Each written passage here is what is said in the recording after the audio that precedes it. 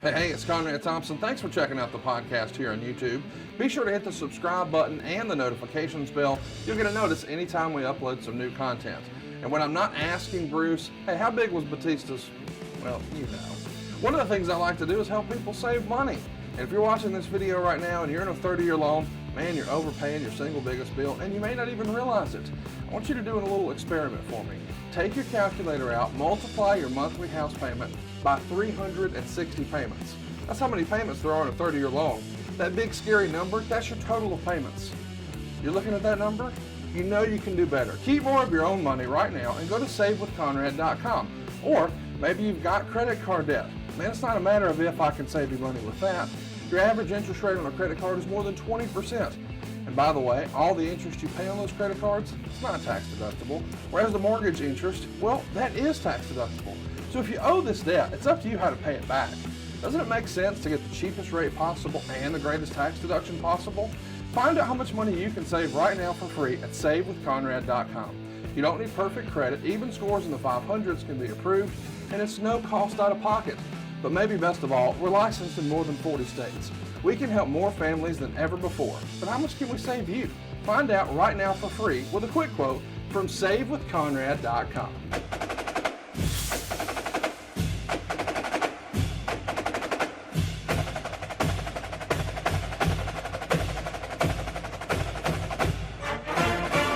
Hello and welcome to Grilling JR. This is Paul Bromwell and I'm joined by the voice of wrestling, Mr. Jim Ross. JR, how are you this week? I'm good, Paul. I feel good.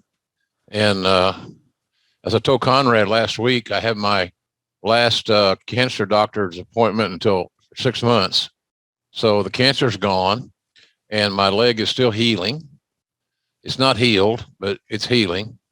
And it's still a little tender, but I'm used to it now. So I bandage it up when I need to, and just to make sure I'm not bumping against things on those damn on that new skin, and there's still scabs down there. I don't want to be too coarse, but when those are gone, all the new skin will be in place, and we'll just keep on moving. So that's how that works. I told my doctor, I have my doctor in Oklahoma is in a really rough physical shape. Breathing. He's got a breathing thing, and what a nice guy. He's taking real good care of me over the years, and he's in the hospital now because he needs extra help in breathing. When he used to treat me, he treated me with a portable oxygen thing, and what a swell guy. Because I've called him and said, I'm going to be in town 2 days. Can you take care of this? Or can you help me here? Can you give me a prescription for such and such? And he just always was concerned and took care of me, made sure I didn't make any stupid mistakes. So I sent him a text because he needs to be cheered up, but he needs to know that people give a shit, as we all should think about occasionally in our lives. But I said, not one time during this whole cancer thing did I ever wake up thinking this is not going to work. I'm in deep water. I'm in deep ass trouble, and it doesn't look good. Not one time. And if the thought started to creep into my mind, I got rid of the damn thing. And that's why I told him, I said, you got a lot of people pulling for you, your skill, your help. You've helped so many people, but you got to keep your attitude positive. You got to believe every day I'm going to get better. And so that's kind of how my philosophy has been, that I believe every day I'm going to get better, and I'm going to be sure that I'm doing the right things to stay healthy. So as he drinks high dollar Crown Royal from Conrad, Conrad got me 2 bottles of this 18-year-old, I think it's 15 or 18-year-old Crown Royal, which is great, as my granddad would say, sipping whiskey. Don't want to guzzle it, but it's good sipping whiskey. And I fool myself by saying I'm using it for medicinal purposes. Got to keep those pipes ready, you know what I'm saying? So anyway, I wanted to get that in because I think if you know somebody that's suffering from anything, reach out. God Almighty, you're on your freaking phone endlessly anyway. It's probably within arm's reach right now if you don't already have it in your hand to see what's going on Twitter. So you take that time and send out a text to somebody. And if you don't feel like speaking for whatever reason, or you feel self-conscious about it, at least send a text or email or whatever the hell everybody does nowadays, and let them know you're thinking about them. And you'll be amazed. I got messages, I still do, people checking on me, and I can't tell you how much it means. It's very positive. It's very uplifting, and a lot of getting healthy is mental, quite frankly. So I just wanted to share that because I know it didn't have anything to do with wrestling or Steve Austin 1997. But I think it's important for us to at least think about things like that so that if we get to that point where we can make that decision, you think I should text this guy or this lady or whatever? The answer is yes. It ain't going to be the Gettysburg Address. 3 or 4 sentences of encouragement is a winner. So something to think about as we move forward here today. But everything else is good. We've been so busy in AEW with our pay-per-view, which was amazing. And all the other things, the good news is that we stayed in Florida for a while. That's where I am right now. So I haven't been on an airplane in a few days. So I'm not bitching about that either. Not to go through sit next to a crying baby, and I love babies, so I don't need messages. I don't. I got 2 daughters and 2 granddaughters. Right. I got no issue. But if you don't have to get on a plane to go to work, that ain't a bad thing. JR, I love the positivity to start this week's show. Can I tell you that? I mean, attitude is everything. That's number 1. Number 2, and I will vouch for what you're saying right there. If you're thinking about it, just do it in the moment. Just do it. If you think about it, encourage somebody. Because one of the things that I've learned in my lifetime is, regret. You don't want to have regrets. Man, I wanted to text him and I never got around to it. You don't want to live that way. So I echo that big time. As someone, I'm still in the. There's guys. I'm at the age now, Paul, that a lot of my peers are starting to die. And when you're in this situation, and that event occurs where you didn't reach out when you had the chance, then all of a sudden you read, they're gone. Oh, I should have. I was thinking about blah blah blah, and then you feel guilty. So you're right. You always got time. And again, I use the cell phone, which I look as half my enemy and half my ally. But you can stay on Twitter or Instagram or whatever long enough. Spend the same amount of time on to send out a nice text to wish somebody well, and you're thinking about them. If they know you're thinking about them, you created a winning scenario. So I'm like you. I believe that positivity is the way to do it, and we all got too much to be thankful for. Look, if you're listening today, and you're hearing this show or you're watching this show, you already have enough to be thankful for because you're alive, and you're able to comprehend my bullshit.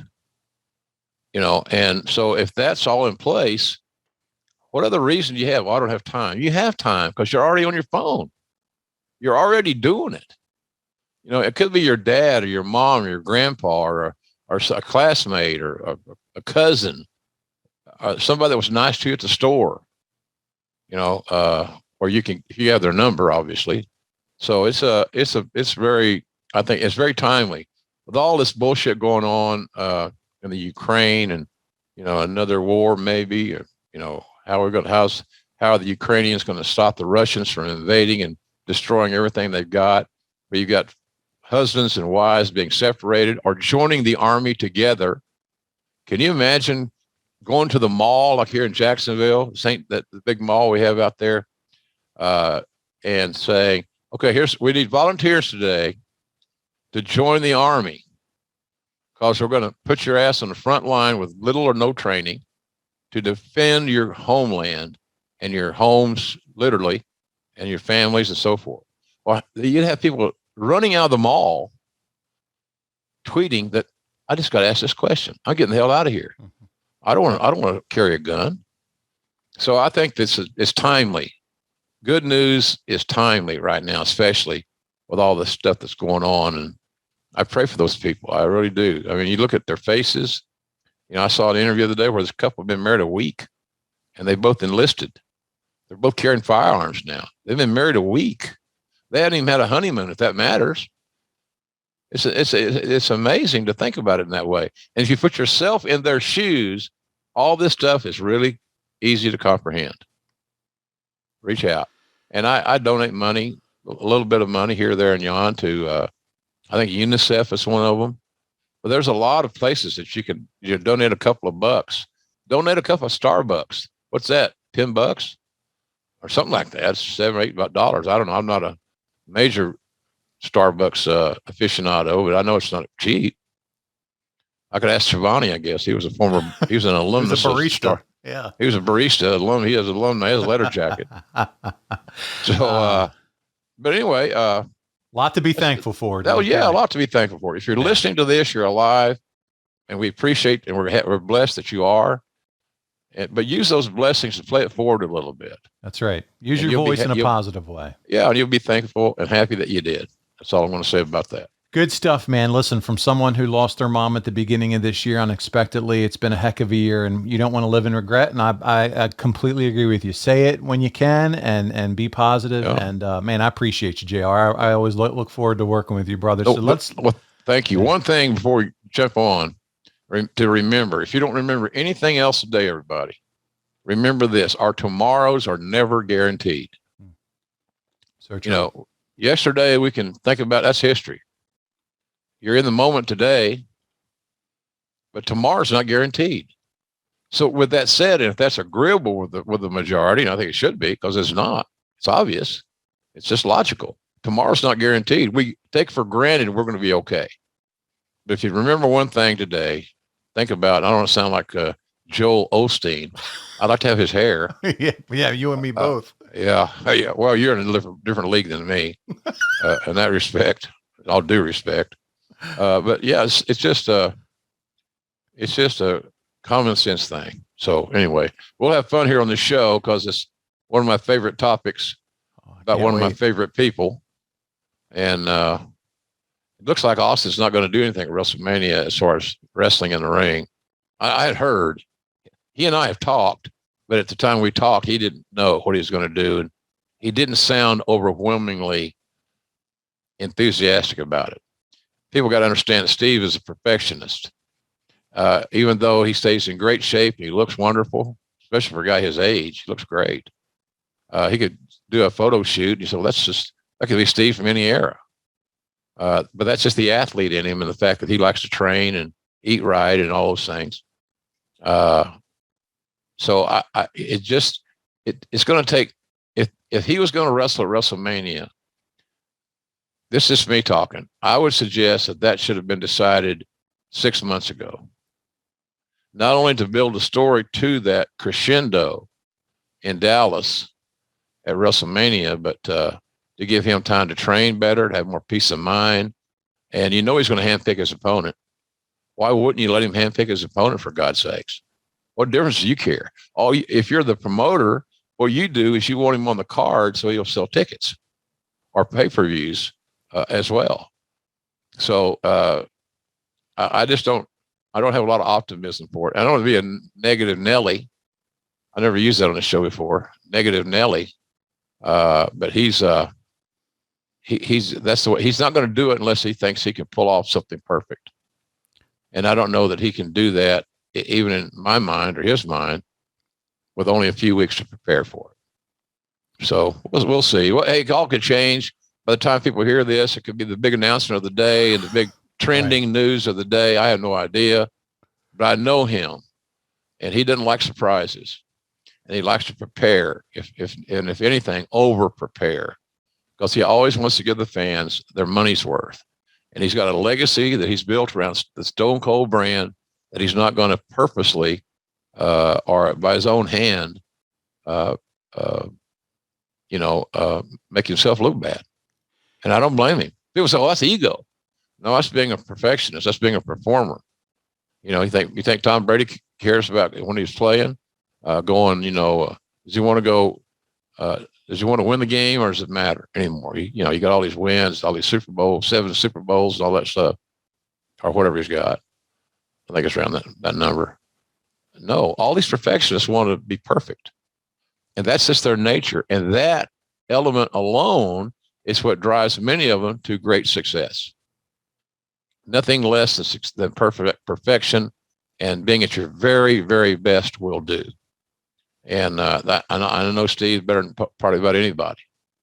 And he's just the kind of guy that's going to make sure, he wants to make sure the game plan is good, we're prepared, all that. But wouldn't you think if you're going to have Stone Cold on the card? Now, as we record this, he's not.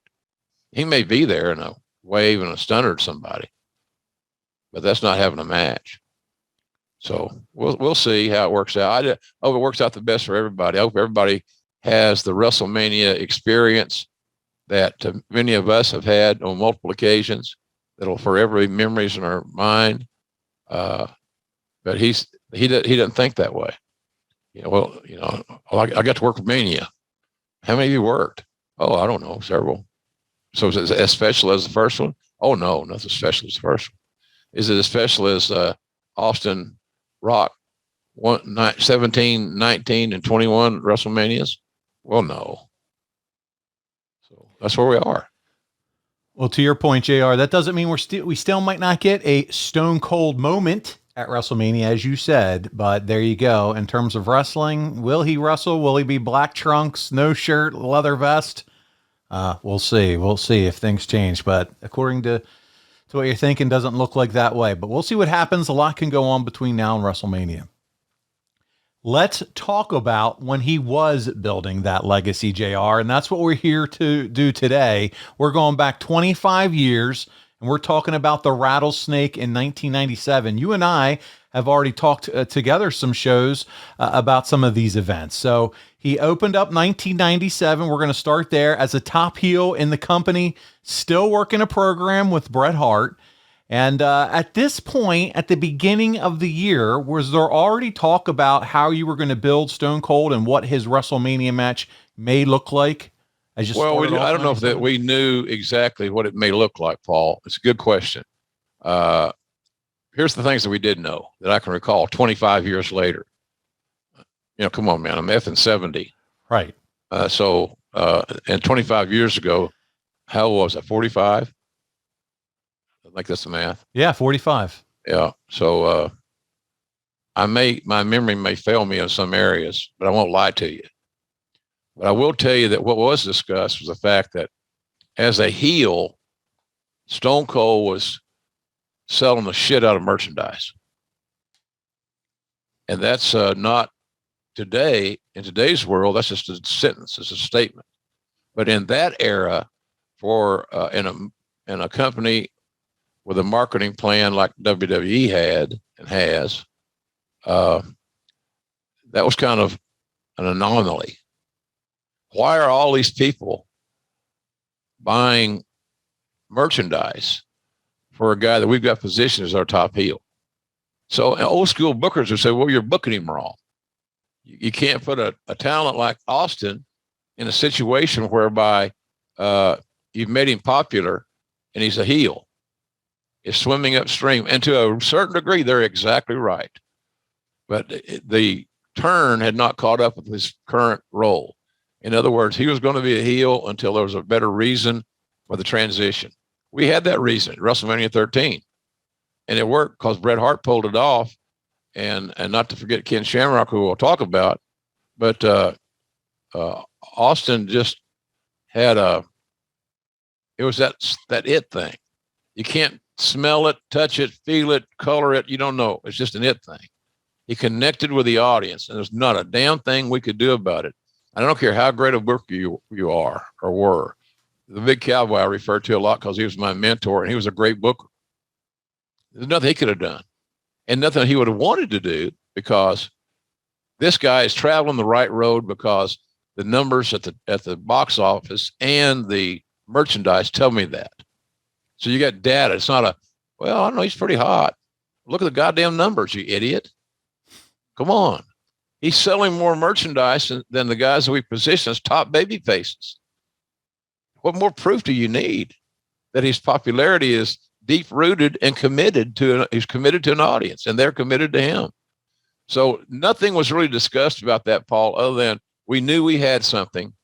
We knew he's going to be better as a babyface because that gives him even more of a reason to buy the merch and the tickets. And because Steve never really wanted to be a babyface. He has more fun being a heel, as most guys do. So that's all we really talked about. We didn't have the plan worked out, other than we knew we weren't going to screw this up. It's really something to think about it too, JR. You said it. He was voted the best heel in 1996 by the Wrestling Observer readers. Okay. Then you think by the time we get to the end of 97, he's the hottest heel you've had since Hulk Hogan. Best heel 96, hottest babyface by the end 97. It's really surreal to think about. Yeah. He was, he couldn't be stopped. The momentum couldn't be stopped. It's a once in a lifetime scenario. And the fans that were out of that generation, that were too young to experience it, or now they're just going back and researching it, using items like our show, are rediscovering what a phenomenon he truly was. He's the role model for everybody wrestling today. He didn't look like Hulk. He didn't look like Warrior. He was Steve. And what Steve was this organic, real feeling athlete. And being real got him over. And I don't understand why guys can't think of that today. They're too worried about either staying on Twitter or social media, or how many stars Meltzer gives them on a match or whatever. There's different ways to measure today that people utilize that they were not utilizing then. So when you got an award from like the Observer Award or PWI, it meant more. It's like I talked to Conrad about this, I think last week, talking about, the awards. Well, hell, Paul, every website's got an award issue or award week or award something, That's right. And that's fine. Yeah. They're just trying to market their brand. I get it. I agree with it. But there's so many of them that's diluted that marketplace to some degree. And that was not the case in 1997. Well, you and I covered Royal Rumble 97. Austin won. And my goodness, that's in the archives. So check that out.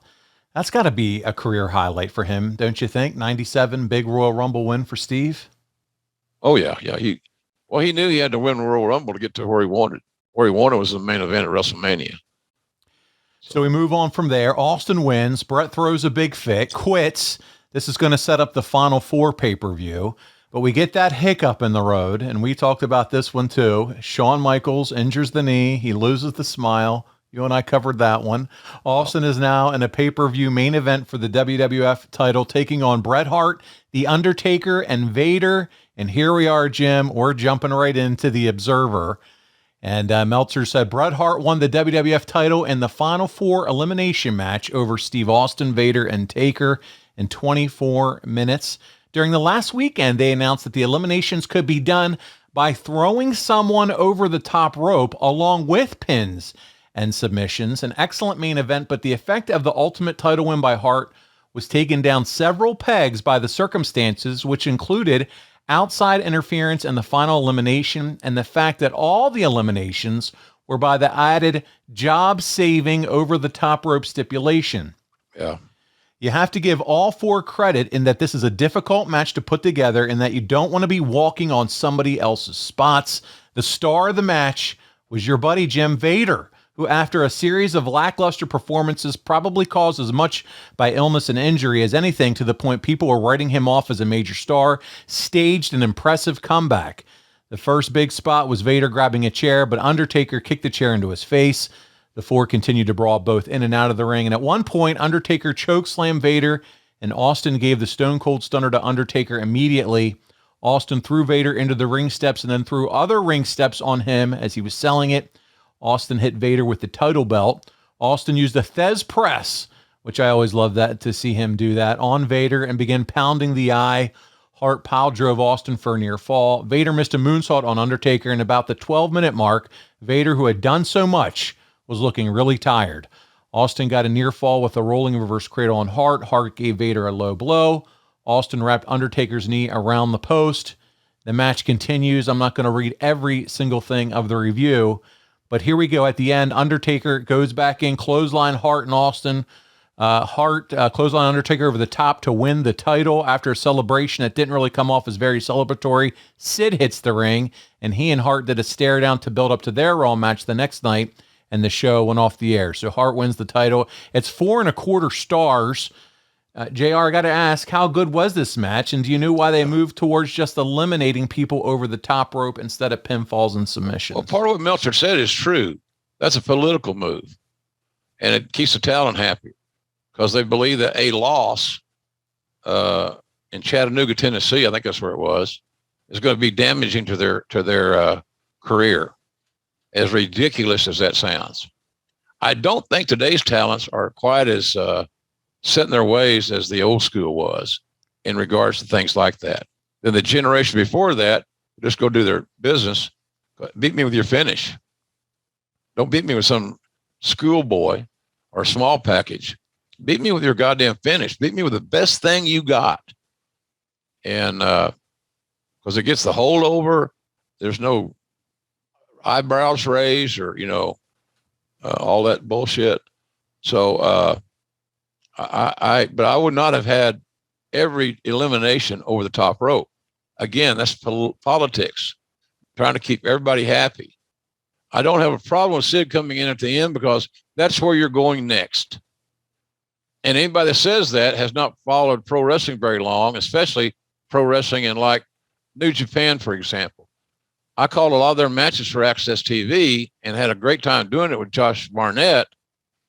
But, the fact of the matter is that they had no issues getting beat by somebody's finish.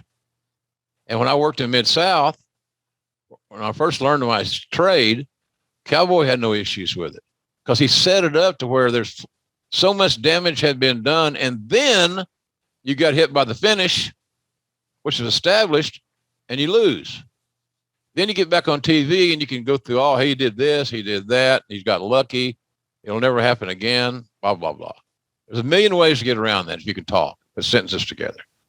So some of that criticisms, I understand. I would not have gone strictly with the over-the-top rope deal. I don't know that I'd have gone had pinfall and submission had to be done either. Those are hard to pull off, Paul, when you got four guys in there moving around. And to your point, JR, I don't think we've seen that stipulation added to a match like that since. Not that I can recall. I have not seen, something like that in a four-way. So yeah, might have been just, hey, let's try and see if it works. But regardless, the plan for WrestleMania is set at this point. The next night, as I said, Bret loses to Sid. It's Sid versus Taker at WrestleMania, and you have Bret versus Austin. In your mind, JR, as a wrestling fan, okay, not necessarily as corporate JR, but as a wrestling fan, is that Bret Hart, Stone Cold Steve Austin match, in your mind, the real main event? Is that the one you're looking forward to headed to WrestleMania? Well, after seeing WrestleMania 13 and the match they had, of course, hindsight's 2020, Paul. But, to say eliminate talents like Vader and Taker and Bret, or not Bret, we're talking about Bret, but Taker and Sid would be the other match. Yeah. Yeah. It's just, I know in Austin and Bret's chemistry, that would have been a phenomenal main event at WrestleMania. Oh, yeah. That's not to say, because I said this publicly, that the Bret Hart Stone Cold match at WrestleMania 13 was as good a match that I ever called, to my knowledge. I've been able to call some great series and some great matches and memorable matches fans are going to remember forever because of the talents involved in the match and how they were working. But I don't know that I ever called just a straight wrestling match with a beautiful story. How do you top turning your top heel into the top babyface and your top babyface into the top heel in a matter of few minutes? That's art. That's art. And we can always second guess the booking. God almighty. I read about it every day. Everybody's a booker nowadays. They got all this info and they're all bookers. And if they're doing it for their fun and the fun of being a fan. Fantasy booking. Yeah. Yeah, it's fine, but God almighty, don't take it to heart. If you're that good at it, you'd have a job doing it. But I think, too, as a classic wrestling fan, pretty much in that era. Anything that Bret Hart was involved in, you knew you were going to get a technical. If you were a true wrestling fan, great story. Yeah, you knew you were going to get a hell of a wrestling match to be. And he's going to lay his shit in, and he was not going to insult the business, and he wasn't going to hurt any talent. Well, Ken, what else did you want, right? That's right. Well, they gave us a little extra because Ken Shamrock's added to the mix when it's announced that it's going to be an I Quit match at WrestleMania. Now, what are your thoughts about adding Ken to the mix here? Do you think? No problem. Okay, you like it? Well, it's a mix of unpredictable. Yeah. He had not worn out that gimmick. He had not been overcast in that role. He was a submission expert, the world's most dangerous man. And he added an element that some fans had a hard time figuring out what he was going to do. So the little aura of the unknown existed by the referee placement with Shamrock in there, and Kenny doing that job, fulfilling that role. I didn't have a problem with it. I thought it had a lot of star power to it, and he knew that just as the match progressed, Kenny was going to be an asset because he was real, and he wasn't going to let the guys overrun him. So I liked it. Yeah, you're going to be excited about this because we're going to keep beating this dead horse with WrestleMania 13. It's going to be its own separate episode coming up during WrestleMania season. You're going to get more WrestleMania 13 coverage, JR. But let's talk about the double turn quickly because this is important. This is important to Stone Cold 97. It's masterful. In your opinion, is this some of the best creative that WWF had ever done at this point? Yeah, absolutely. And a lot of us do. I'm not going to discredit Vince. I'll give Vince a lot of credit because Vince blessed what happened. Steve and Bret had ideas. They had a plan. They knew what they could pull off. They knew what they wanted to do. So, golly, Vince went along with it. He embellished it. He gave them the canvas to paint their pictures. So for McMahon not to get any credit is ridiculous, and asinine, quite frankly. But the fact that Kenny and Austin didn't walk into this thing like a cabbage, all head and no rear end, to quote the Junkyard Dog down the road back in the day. So it was a collaborative effort. Now I don't know how much Kenny had to do with the creative, because Kenny's job was very specific in a little box here. But it contributed a lot, in my opinion. So I give all those guys. Patterson, the agents. We had great agents, and Patterson was the lead agent, and Pat always had a real, true invested interest in Bret. It might have been the Canadian thing. It might have been just they go back a long ways, and Pat and Stu are cronies. Whatever the reasons were, Pat always took extra care and more thought to think out a finish when Bret was involved. Not that he protected him. Bret didn't need protecting. He just needed ideas and needed input. And Patterson was always there to provide that. Once you say the name Patterson, JR, you know that as a wrestling fan at this point, having seen his body of work, that it was good. That it was good, and he's working with one of the most creative people of all time in the WWF, WWE, Pat Patterson. So no doubt, yeah, he was a blessing. He really was. Pat was a big MVP, man, and he had wrestled in so many territories. You find guys, Paul, that worked in a territory. Oftentimes make great bookers or great layout of match guy. You didn't have to be the booker. All the top guys from Bruno's era all the way up, Bruno had a hand in everything he did. He picked out his opponents. He worked out the matches. He protected his persona. He kept the title strong and dignified and honorable. But he had control, and that's a big thing. And the guys that worked the territories were working the same cities or towns, as the voice we all like to call, making the towns. And they, in the process of that, they had to work in front of the same crowd 3 or 4 times a month. They're working every week. The exception for Patterson out there and for Roy Shire was he wasn't working every week in the Cow Palace. That was they worked regularly, but I think it went from It might have started out weekly. I'm not sure. Somebody will correct it. But they just had a better feel for how to work returns and how to tell a story. And that's what Patterson brought to the dance, because he outlined a lot of his stuff. Some of those big houses that Roy Shire had, even though Roy Shire was a genius in the eyes of many, Cowboy Bill as one of them, Patterson was in that locker room. And so was Ray Stevens.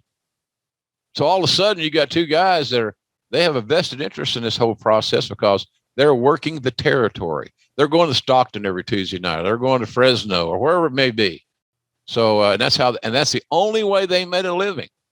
That's the only monies they were going to earn was through the gate. So you're damn right they had a hand in what they did, and they should have had. You think about it. If you and I were doing it, we probably wouldn't get booked very long, maybe a one off. But that's the deal, man. It's just you want to make the money, and Patterson and Stevens were as viable to Roy Shire as Ernie Ladd was to Bill Watts, as Pat Patterson was to Vince McMahon. And Eddie Graham always surrounded himself. Eddie Graham made Cowboy a booker. Cowboy never been a booker. He saw brains. He saw planning. He saw vision. And so it's interesting to break that down. What makes a good booker?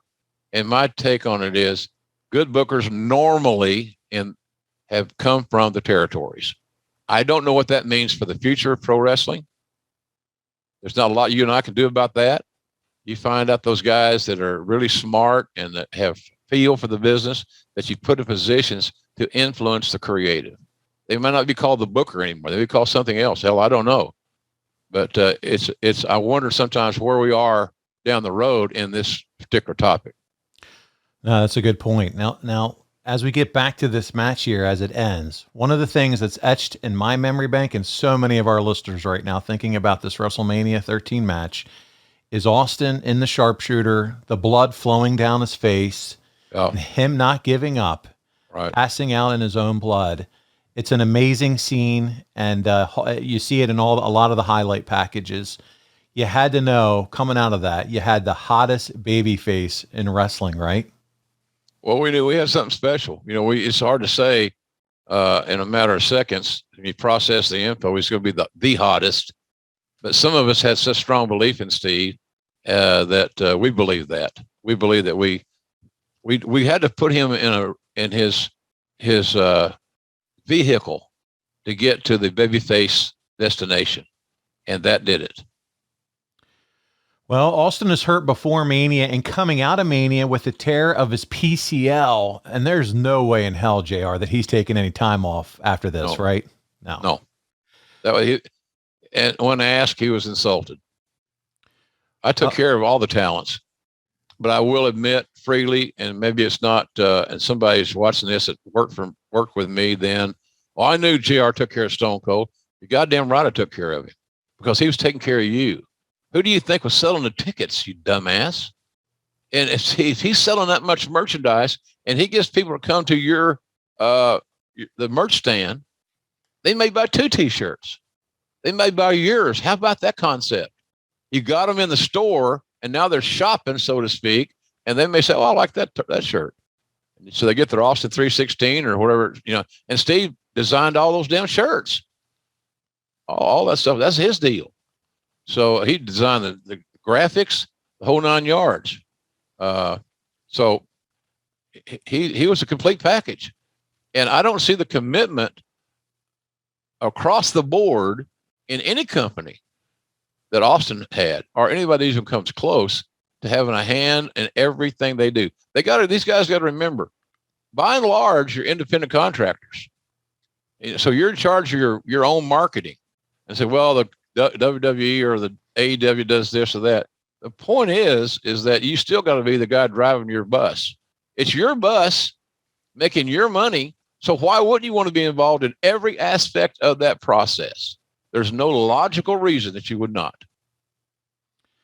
It's worth pointing out here, JR. It was mentioned in The Observer. Can you believe that just 18 months ago, WCW had Steve Austin put Renegade over on television, not once, but twice.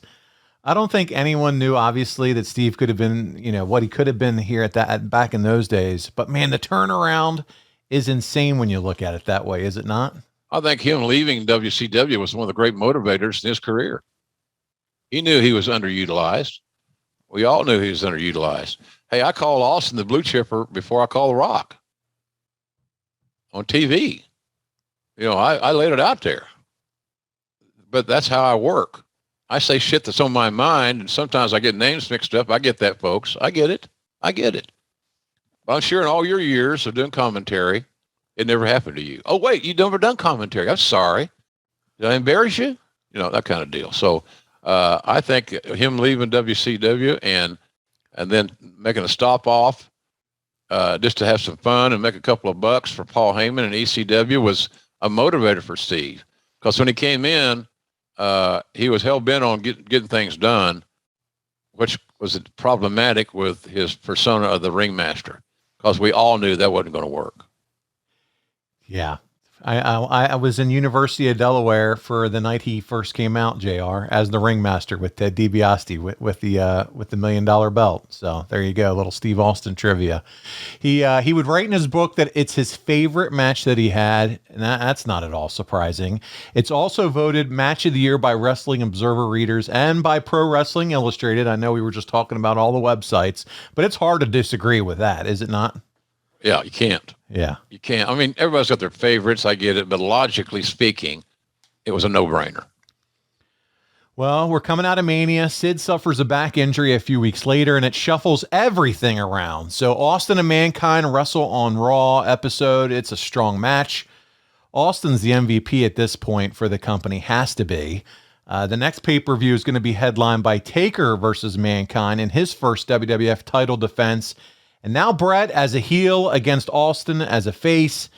How much of a dramatic difference did you expect with these two switching roles on pay-per-view? Not a lot, because the great workers are not going to change their style. They're not going to change. They're not going to start calling plays. Use a football analogy, which I do quite frequently, unfortunately for some. This week we're running the wishbone, and we're going to run the ball 40 times. Next week we're going to have 4 wides. We're going to throw the ball 40 times. Well, then you're getting your ass fired, because you can't make those subtle. Those are not subtle changes, and you're going to dance with what brung you. And so that's what Steve did. And that's what Bret did. They didn't change the holes they utilized. They just tweaked their psychology, and they were both so attuned to doing such that it worked for them. They thought this shit through. They lived it. They breathed it. They created part of it. A lot of it. So it was just a collaborative effort of two great conductors taking one symphony, one orchestra, and making beautiful music. And that's just what they did. And by the way, JR, and I know you love that phrase, by the way, we talked about that. By the way. Oh, yeah. And by the way, and by the way. Not I don't only want to talk to me and say, and by the way, I have a buddy of mine. I went to dinner the other night with a buddy of mine. Yeah. God bless him. And he's caught in that corporate shit. Wait. And by the way what? Or this one. You know what I mean? You know what I mean? No, what the fuck do you mean? You mean today's Thursday? Is that what you mean? I don't know what you mean. You know what I mean? No, I don't. I don't know. I have no clue. What do you mean? It's things like that are just crutches. But in any event, by the way. When someone says, and to tell you the truth, because you're lying to me, everything else you say. I mean, shit like that. I get Don't embarrass yourself. That's right. Well, listen, Austin is injured at this time, but also Bret is injured at this time, but they're still fighting through it. They're fighting through it. They're professionals. They're good enough to work, and they're getting it done. But here's some news from the Observer around this time. WWF claims regarding its blood policy is that it has not changed its policy regarding blood, and that Steve Austin and Bret Hart decided among themselves to violate company policy and do the juice at Mania. JR, what was the policy regarding blood? They didn't want any. So they broke the rules. They wanted to business for themselves. And my question to you, what are you going to do about it? Hey, look, I knew they were going to get blood, and I'm in charge of the department. That's grounds for me to get fired. if a corporate guy really wanted to push the envelope and get rid of the old country boy, there's one way you could have done it. Because I would not get in front of any authoritative body and say, oh, no, I had no idea. And by the way, you know what I'm saying? I didn't know. Now, so, is this a smack on the hand? Is it a fine? Is it anything? I don't remember. I don't know that we did anything. Okay. We may have fined them, but sometimes those fines get lost in the process. I'm processing the order. It's like ordering a pair of shoes. Oh, you haven't got your shoes yet? Okay, I'll check on it.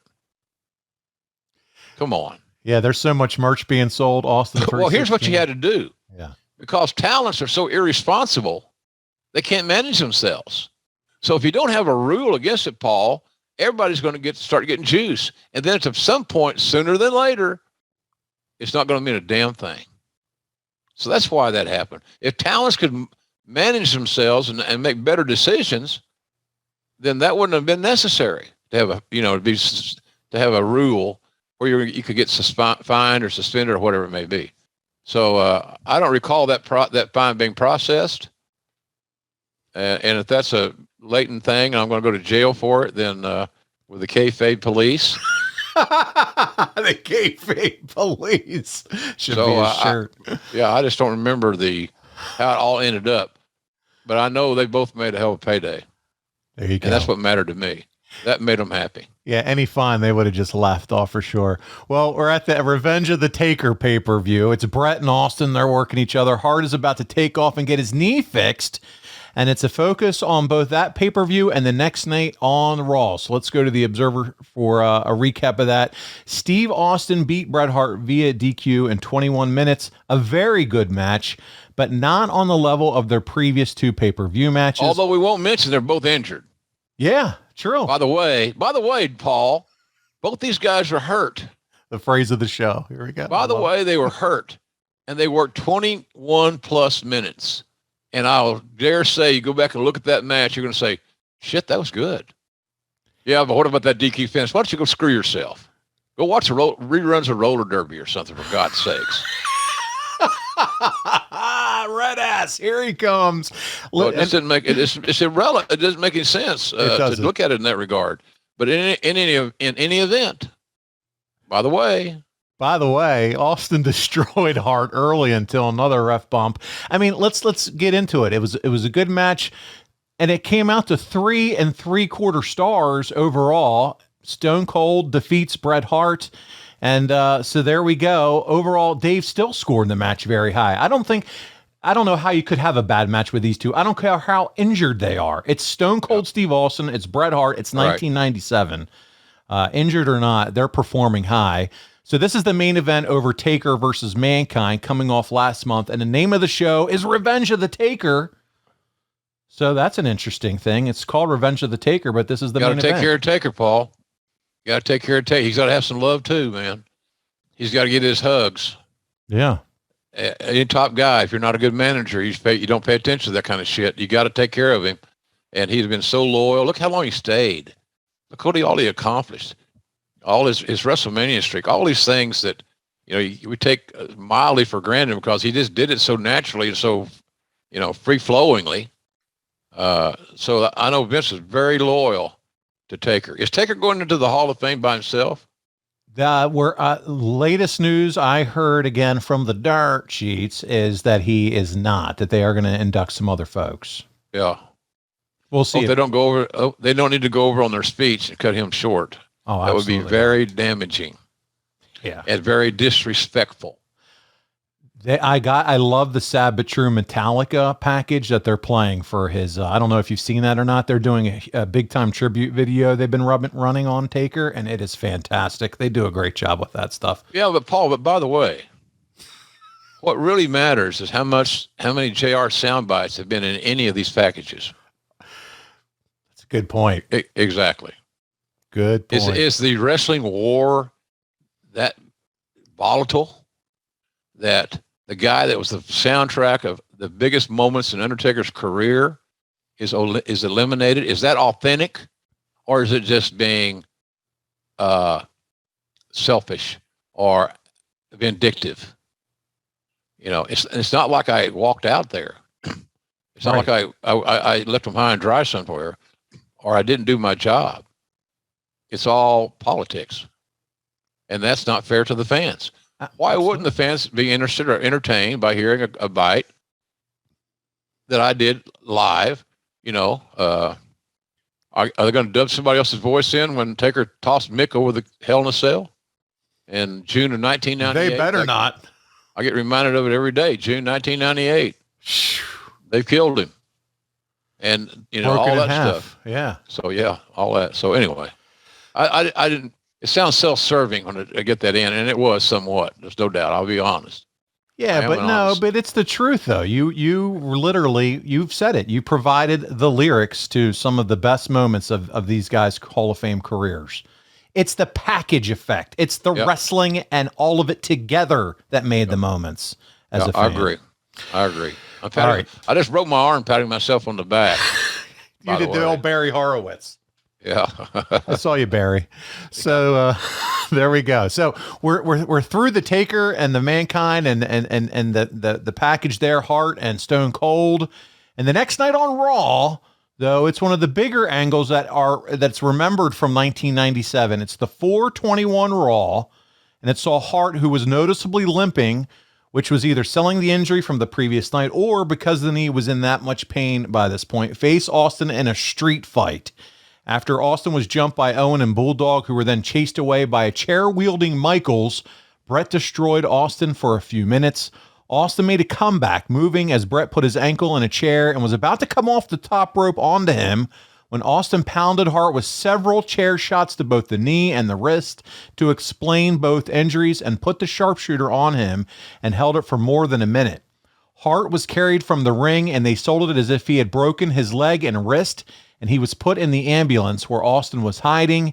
The angle actually began at the start of the show when Austin did the interview challenging Hart to a street fight, and Hart accepted. It continued until the end of the show when Austin did another interview and was jumped by Owen and Bulldog, which included Owen throwing Vince McMahon to the ground before Michaels made another save with a chair, chasing them both away. At that point, Pillman came out of the stands and attacked Austin with 2 hard chair shots until Michaels made yet another save. This is a major angle, JR, and it shows it in the ratings, as the WWF gets a rare quarter-hour win in the ratings over Nitro. They did beat Chris Jericho and Ming match, but still, this is a big accomplishment back then, right? Yeah. Oh, absolutely. Considering we're getting our ass whipped for 83 weeks in a row. Yeah, it was a big deal. These guys, when you have a locker room full of former legit athletes, wins and losses matter. This ain't Broadway. This is not the little theater. They believe that wins and losses count, and as do I, by the way, you know what I'm saying. I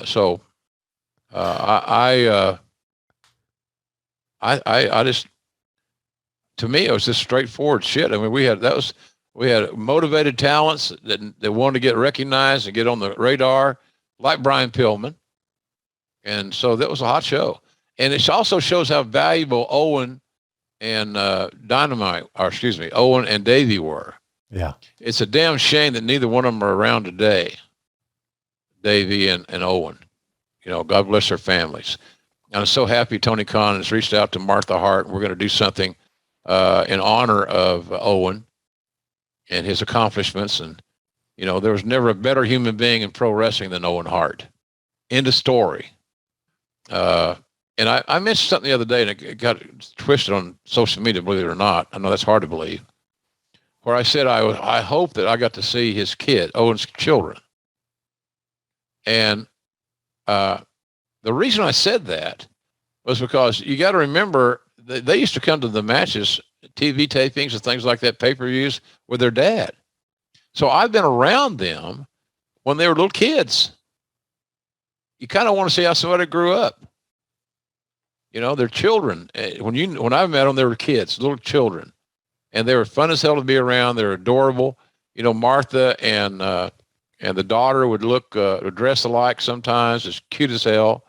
The son was quiet, contrary to Owen. I think he's a lawyer now.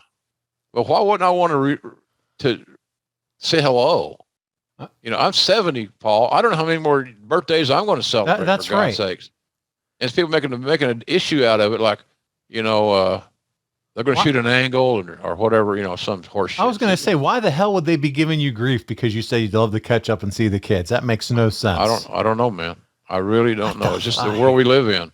I saw something on, where was it this week? I was watching something on ESPN, I think one of those talk shows, and it wasn't Stephen A. Smith because I can't handle him.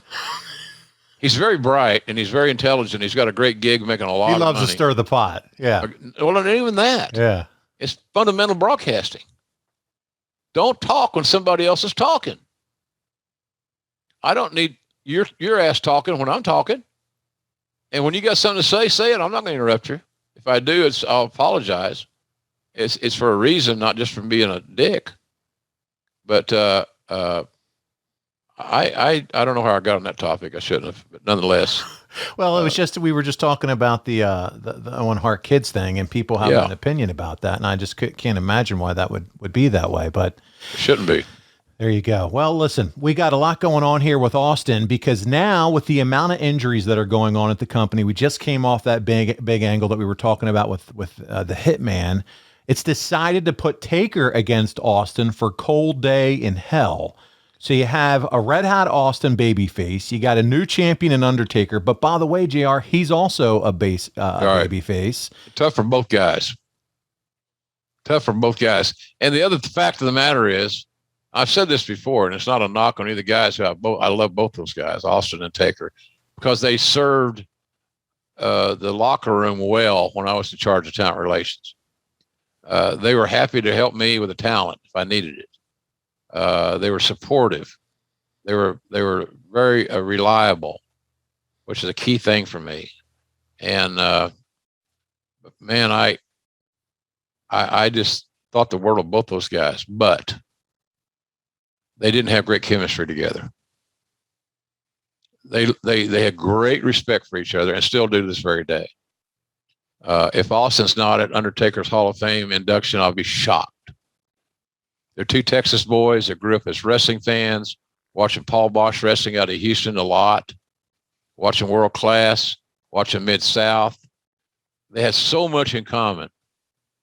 And but some guys just don't have great chemistry. And it's not an indictment. Well, whose fault was that? Oh, we got to find out whose fault it was. You know, really, we got to. It's important. This is important, goddammit. Why didn't 25 years ago Austin and Taker have good chemistry? For God's sakes, what are we talking about Jim here? Ross has crushed my dreams. What is he talking about here on the podcast? It's just a fact. And it's not a negative for either guy. I wouldn't trade either guy for any two other stars that I ever managed or worked with in my role as head of talent relations, ever. If you start a roster and you didn't pick those two guys, you're an idiot. And I've been called an idiot, and I have been an idiot, but it's not something I go out of my way to enforce. Yeah, well, JR's an idiot. He said he was on his podcast. I ain't saying that. I'm just saying they happen not to have great chemistry, and for whatever reason, they worked hard. The matches where they didn't lay on their ass, they didn't phone it in. They just didn't have the natural chemistry. You got two. It's like, who's going to lead the dance? You know, you're dancing. You only got one leader. Somebody's got to take the first step. That's right. Who's that going to be? So it's that's how that worked. Whereas Bret and Austin and Bret and Taker had great chemistry. They killed it. They knocked the walls down, man. But Steve and Mark they had solid matches. They worked their ass off. They did everything right. They connected the dots. They worked like men. But they just didn't have the natural organic chemistry that one would ideally like. And by the way, for all you trivia buffs that get into those wrestling trivia games and want to be smarter than your wrestling buddy, this is the first WWF title shot in a singles match on pay-per-view for Stone Cold. It's against The Undertaker. All right, so there's your trivia answer. A lot of box office there. There you go. And you said it, because they would be a gigantic program in the future for the WWF. And my question to you is, what did you think of their chemistry? You've completely answered that and think they didn't have the greatest chemistry. To me, that's a huge, well, that'll be a headline on websites all over the world. Oh, absolutely. In a few hours. Oh yeah. And then people will interpret what I really meant. And so that's the thing about it. That's the thing about it, Paul. See, you don't know what I really mean. You know what I'm saying? You don't know.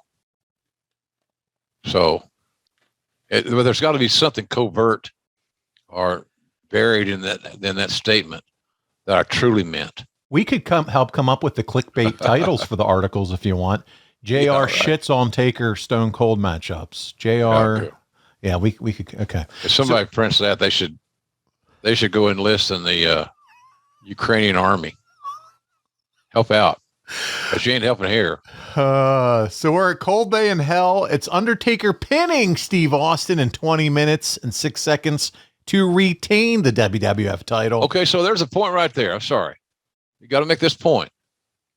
If Austin did not have the utmost respect for the Undertaker, they could have worked a DQ. They could have changed the stipulation. DQs count the same as a pinfall, blah, blah, blah. But Steve did the honors, as Stu Hart used to say, and put Taker over, which he should have. And he did it in a hell of a good, solid match. And 1, 2, 3. And seemingly, it's hard to believe for some of the young talents who might be watching this, it didn't destroy Steve's career. It didn't, by the way, it didn't destroy Steve's career. It's so good what you said, JR, about the chemistry in terms of their matches, because I want to read this line from The Observer. So Dave says the match started slow and the fans didn't boo either one and really didn't know how to react. It was a good match, but not on the level of most WWF pay-per-view main events with Bret Hart and Shawn Michaels involved. So there you go. Well, yeah, that's not how big a knock can that be when you're comparing them to Shawn Michaels and Bret Hart, who are, some people are going to say, are the two best in-ring technicians ever. So what's your point? Not your point, but the point of the deal is, what are you trying to say? Yeah, You're looking for something to shit on. Try the stool. That's where I go most often. The stool. If you want to shit on something, do that. But don't shit on something you don't know very little about, and you're just riffing.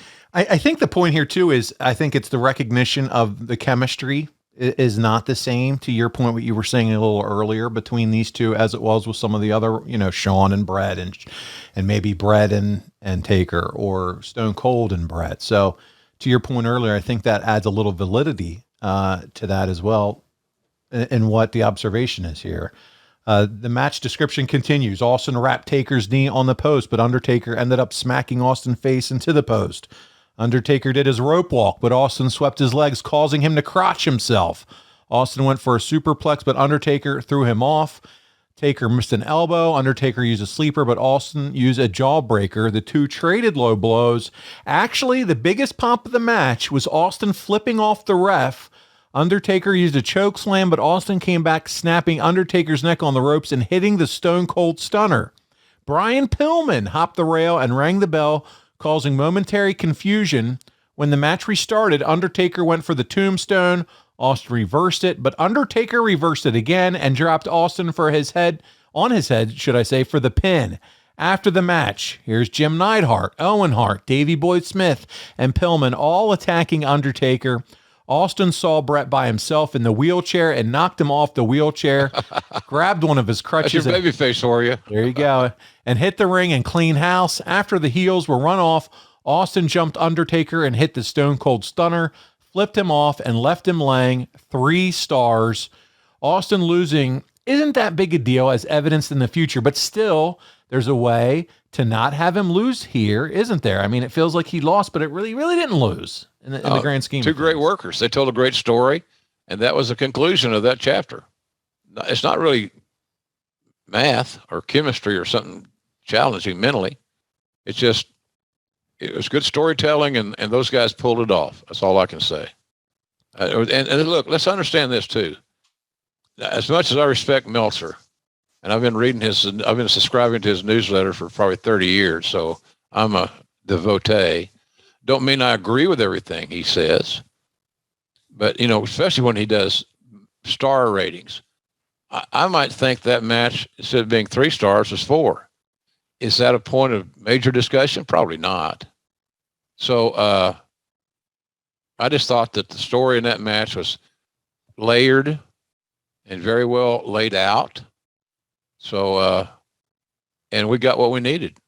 Taker is still the champ, because that's what Vince wanted at this point in time. Hey, we're arriving at a destination where you're going to find out that Steve was one of those unique guys that at that point in his career may not have needed the title to, quote unquote, get over or be over. Not at all, JR. And we're moving on to the next night on Raw. You have Austin saving Michaels from a beatdown from the Hart Foundation, putting Austin and Michaels together. 2 different types of baby faces here. Eventually changes Michaels' character from the boyhood dream to what eventually, you would start to see the beginnings of DX. Did Michaels see the edge Austin had and begin that transformation? Do you think did he see it starting with Austin and say, hey, it's time for me to start with that creative edge as well? Probably. Sean's a bright guy and was very well aware of his surroundings. And most guys realize that they don't have to change their move by move strategy, but they need to change something. Things need to be amended, embellished, amplified, added, subtracted. You can't stay stagnant. And I think Sean had a good handle on that as well as anybody. Well, early on for the King of Ring 97, Austin is scheduled to take on Brian Pillman, and Shawn Michaels is scheduled to take on Bret. When Bret isn't healthy enough, why the pivot to Austin versus Michaels? Well, we thought it worked. The match is going to be good. They have a history. They're Texas guys. They're 2 of our top stars. We're looking for attractions. And so sometimes you book a match that you perceive is going to be an attraction. And that certainly was a very viable attraction. People had interest in what's going to happen when Austin and Michaels fight. To me, that was simple as that. Yeah. Well, Austin and Michaels are brawling on Raw at the same time. A tag team title match is scheduled to take place on May 26th against Owen and Davey Boy. It's to be Michaels' first match back on television since he lost his smile, and it leads to a classic moment on Raw when Austin and Michaels team up to defeat Owen and Davey Boy to become tag team champions in what Meltzer calls a 4-star match. How good is this match, considering it's Shawn's first match in 4 months? He was incredible. He didn't miss a beat following his sabbatical. And a lot of guys can't regain their timing. That's kind of what I'm referring to. His drop kick was the same. His passion was the same. But his timing was exquisite, speaking of Shawn. So that's... 4 stars is fair. It was a hell of a match. So, and you got a couple big things coming out of this, JR. First of all, Raw beats Nitro in the last quarter hour. It's one of the first times that happens. Do you credit that to Michaels coming back, or a combination of how hot Austin was and Michaels, coming back? Oh, there was a combination there. Shawn coming back and getting back in the main event scene immediately was big. It was newsworthy. It was intriguing. What's he going to have left in the tank? But you're also dealing with Stone Cold. And Stone Cold was the hottest thing that many of us, long-timers, had ever seen or felt or been around in our business. The thing that really sucks here, though, JR, is that Austin would hurt his neck during that match, according to the Observer. Is this where it all starts with Austin and the neck problems? It might have been. It's certainly around that time. Certainly around that time. And the thing about Steve, he could hurt his neck last week and not tell anybody. He didn't want to slow down nothing. He didn't want to screw up anything to screw up his opportunity to get to where he wanted to go. So, and for him, that was becoming WWE or WWF, whatever it was at the time, champion at WrestleMania. That was always his top priority, is to get into a scenario with somebody that knew he could have a hell of a performance with, and and win the title from that person at WrestleMania. Well, JR, here we are. It's King of the Ring time frame. And to your point earlier, according to the Observer, Austin 316 shirts are selling out like hotcakes. They're outpacing Hogan and Warrior records at this point. Right. When does this hit your desk? Is it royalty reports? Are you finding out? Are you going to shows? Are they selling out at all the shows you're going to? What does this look like back I didn't have to go to any shows. I got Dad on it every day. The merchandise people were. That was something I wanted to know, because it's good. It's good news for me to go tell Steve, hey, by the way, we sold out that 316 shirt before intermission. That's a good piece of news in business. So no, I got those numbers regularly. So I wasn't so shocked or surprised. I didn't have to wait until the royalty information came out. And the only thing I needed to know on the royalty was not how many shirts they sold, how much money they were making. That's what they cared about. Well, I only sold, 8,000 shirts last week. They want to know how much money that is. Tell me that in dollars and cents. I got to imagine you couldn't make them have them made fast enough to keep up with the demand. Oh, it was a full-time business. It was like another ancillary business, the Stone Cold merchandise business. My goodness. Everything. And I think the fans got a sense that Steve had a huge hand in the creative of those shirts. They felt like him. They felt like that's what he would say. What's that one he had? Fear? Yes. That I didn't think that was going to sell worth a shit. It sold like crazy. But they knew it was Steve talking to them. And you can't replace that, man. It was out of control. I know. I had a whole bunch of Steve Austin shirts. The one with his arms turning into the Vipers, all of them. It was like a rock concert. JR, I remember going to wrestling events and not being able to hear the guy sit beside me when Stone Cold would come out. It was that like sitting in Neyland Stadium at a football game or something. Isn't that beautiful?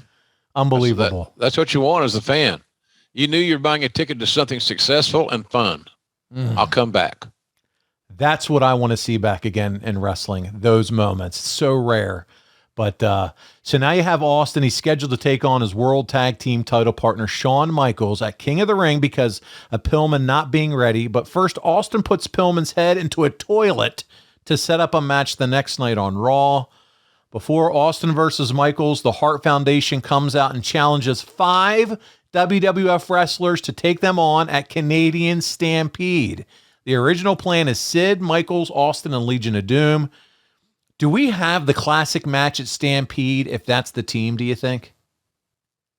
As long as I got Austin and Michaels on one side and Bret Hart and the Hart Foundation on the other, I don't care who all's involved. I mean, I'm going to split hairs here. Who are we going to get? Barry Horowitz? God bless him.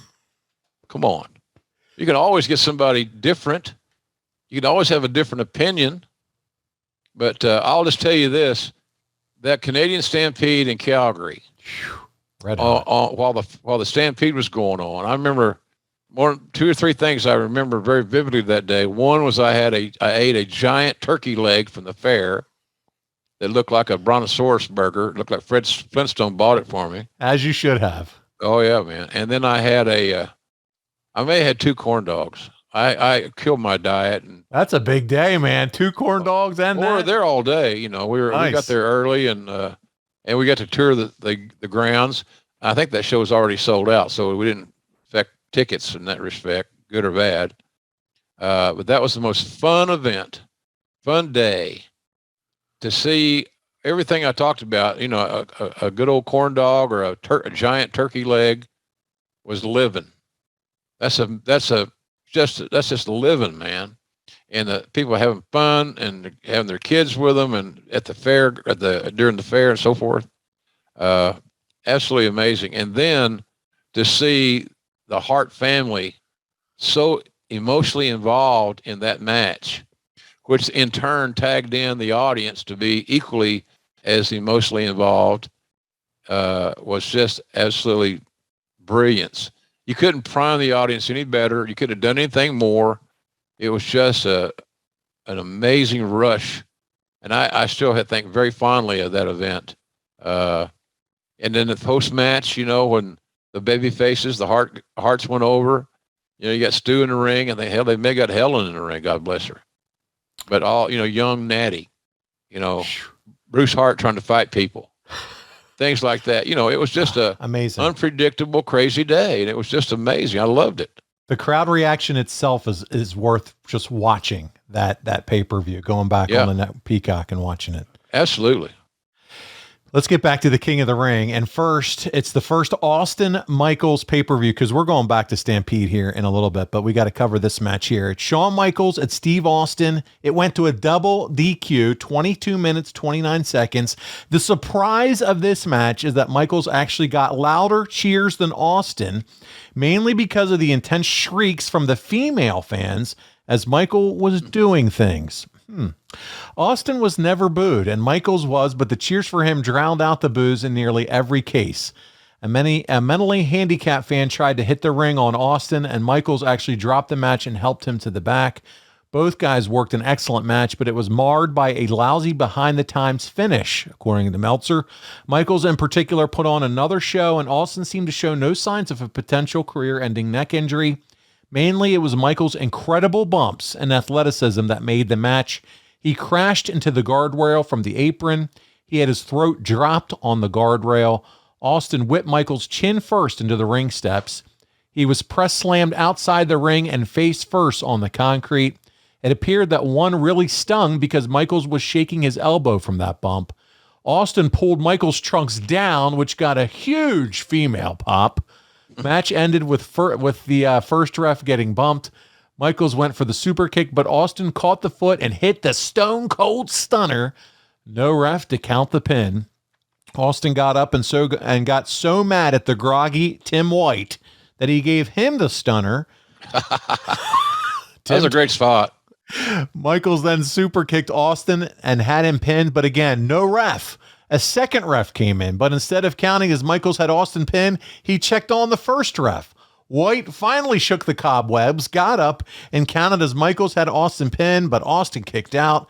Michaels got so frustrated and not getting the pin when he had Austin down so long that he super kicked the second ref, Earl Hebner. A third ref ran in and disqualified both men for attacking the first two refs. Austin tried to attack Michaels with a tag title belt from behind, but Michaels beat him to the punch. Fans chanted bullshit at the finish. The two eventually stopped fighting and started arguing and left together, yelling at each other all the way to the back. It's 4 stars from Dave Meltzer. Man, is this really the only way out of this match, JR? I don't think. What's your point? You think you got to Sean beat Steve with a small package? Yeah, well, you beat him with a super kick. Is that going to make your day better? It kept the story open, and it kept it alive. And look, these cats worked over 22 minutes, and they worked their ass off. That's all we can ask for as fans. That's all you can ask for, and that's all I can ask for.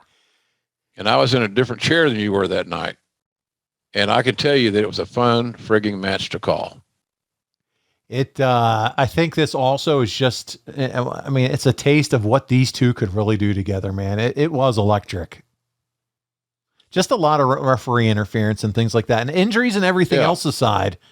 I mean, can you imagine what could have been with these two in their prime just after watching a match like this? Incredible.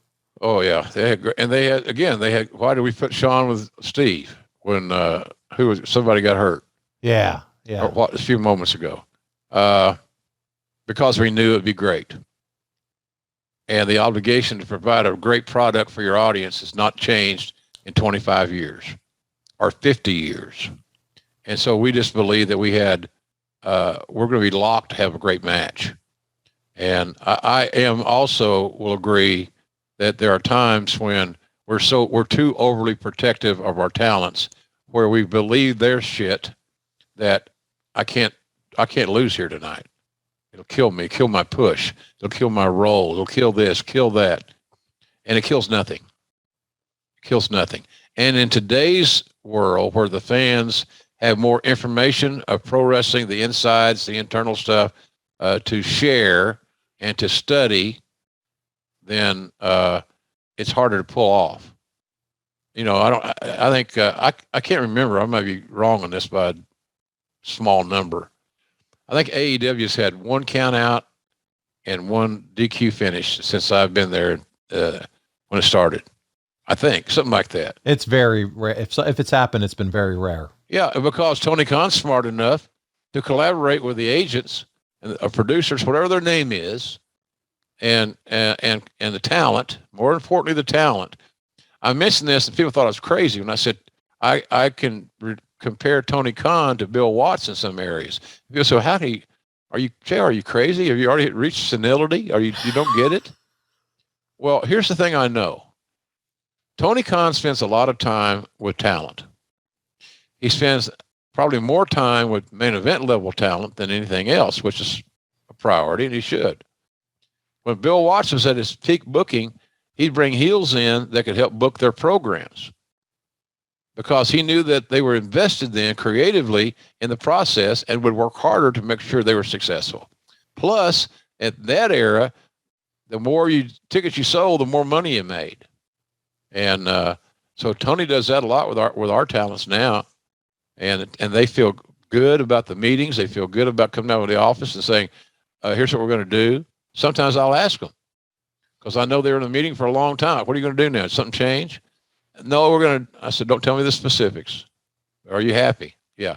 Are you going to tear the house down? Yeah. Are you going to crush this son of a bitch? Absolutely, JR. Then I don't need to know. Show me. And I'll give you everything I got to put a lyric to your music. So that's how I looked at that thing, Paul. I because of the multiple roles of a broadcaster and an administrator, you look at things, you have to divide focus at some point. But the bottom line is, it's our obligation to put on a great product, in-ring product, for the people that are buying the tickets, and put all the talents in the best situation that you can. It was risky doing that fatal four-way. We hadn't seen the best of Vader. We saw it in that match, and we were dealing with all these injuries and so forth. But nonetheless, I think that the talents have got to have a hand in the creative. So, and to some degree, the cooks can't decide the menu, but they can sure as hell season the soup. Well, JR, Austin's knee gets banged up in the match, so he can't wrestle Pillman on Raw. Talk about never really getting to see an Austin Pillman program. That's kind of it was too bad. Yeah. And I was a big fan of both guys, as you know, fans know. I brought Brian Pillman into WCW, and I helped bring him into WWE because I believed in him. He was a giant pain in the ass more often than not because of his attitude. And he had no patience, very competitive. And most importantly, he knew that his time was fleeting. His body was falling apart. So, I tried to convince Brian in the early going that, why don't you become the next Piper or next Jesse the Body? He could have done that forever. Smart, up on pop culture, up on the business, great instincts. That raspy voice was unique. Big time personality. That's where he should have gone, but he wasn't through. He had to get that. Can I do this? I worked all my life for this opportunity. Can I? And now it's kind of laying here. It's out there someplace close by, but can I maximize those opportunities? I wasn't ever sure, quite frankly, and I've never said this before, that we would ever see Steve and Brian at their best. It's just, Brian just was so, he's jinxed and bad injuries and stuff and I don't know how many, we don't talk about this very much. I haven't. I don't know how many concussions Brian must have endured. He took some crazy goddamn bumps. And, and of course, all the other stuff, health issues. Here's a guy that had 30-something cancer operations before he was in grade school. He's been through hell physically, and that takes an emotional toll on you. I can tell you from experience here lately, because you do wake up in the middle of the night and thinking, well, man, another fine mess I've got myself into. So I never was sure we could ever deliver on that match. Once we realized fully that Brian was not interested in announcing to any degree, and that we didn't understand how fragile he was. And I could never tell him that, because that would have been the ultimate insult for a undersized kid that weighed 225. There was an AP, Associated Press, second team All-American nose tackle. That's where the big boys play, D1. And by the way, the first team All-American was William Perry, who weighed 320. My goodness. So just to give you a reference of the era and the size and all that. So for me to say to Brian, you're fragile, would have been, I didn't have the balls to say that. And how could you, like you said, when you talk about him and what he did and what he accomplished in his life, my goodness, what a young man, what an accomplishment, what he'd been through. Unreal. Well, listen, the next night, it all explodes when Bret and Shawn get into a locker room fight. Did you ever ask Steve what he thought of all this in the summer between Shawn and Bret? Was this in the one in New Haven, or? I don't know where it was, the location of it was, but it was just, again, 97, summertime, these two getting into it in the locker room. And I'm just curious more than anything, if you ever had a side conversation with Steve about all this horseshit. Well, he was frustrated. He was astonished that they couldn't sit down and work this out. It wasn't that complicated. They weren't splitting the atom and creating a new atom, new atomic bomb. Come on. It's egos, sensitivities, and a lack of communication. And I think Steve was of the mindset that I can't understand these guys they don't realize how much money's on the table here. Why can't they just sit down and work this thing out? And I told him, you should be able to answer that better than anybody, because they're one of you. They're one of the boys, a top guy. And but Steve was able to work with both of them individually. Oh, yeah. Well, because the money was the most important thing to him. Mm-hmm. And that's kind of what opened their eyes. Hey, look, we're shitting on some money here, boys, because we can't get along because of something somebody said in a fictitious field, fictitious platform, on a fictitious business, and you're getting pissed off because of an embellished promo. Because they didn't potato each other in the ring. They were safe, told great stories, had hellacious matches. Speaking of Bret and Shawn. So anyway, I think he was frustrated, as we all were. Absolutely. Another week, oh God, when's this shit going to end? So if you're a Bret Hart fan, you don't understand my logic. If you're a Shawn Michaels fan, you don't understand my logic. But if you're JR, the EVP of Talent Relations, you understand we got to get some harmony here, because it's keeping a lot of people uneasy. You had guys that loved Shawn, his little group, and you had guys that adored Bret. Probably more in number than Shawn had in his corner, but they both had their allies. And so then the allies would create issues. It was silly and unnecessary. What a mess. Yeah. Well, Michaels and Bret getting in the fight leads to Dude Love becoming Austin's tag team title partner. What did you think, or what did Austin think when Dude Love was presented to him? What kind of reaction did Steve have to that? Well, he knew at the end of the day it's still to get Mick. It's still Mick Foley. Different tie-dye stuff. But I don't think Steve had any issues, yay or nay, on the Dude Love character, because he knew at the underneath all that new costuming was still Mick Foley, and he got along good with Mick. He always called him Jack. I'd say, he said, "What are you going to do in so and so?" "Oh, I'm working on a card." "Hey, can you put me with Jack?" I said, "Sure, I can." Or put a tag. How about a tag with Jack? So I think that's kind of where that lied. It was just he was content with Mick being booked, and after paying all those dues, and he knew that Mick would always be there.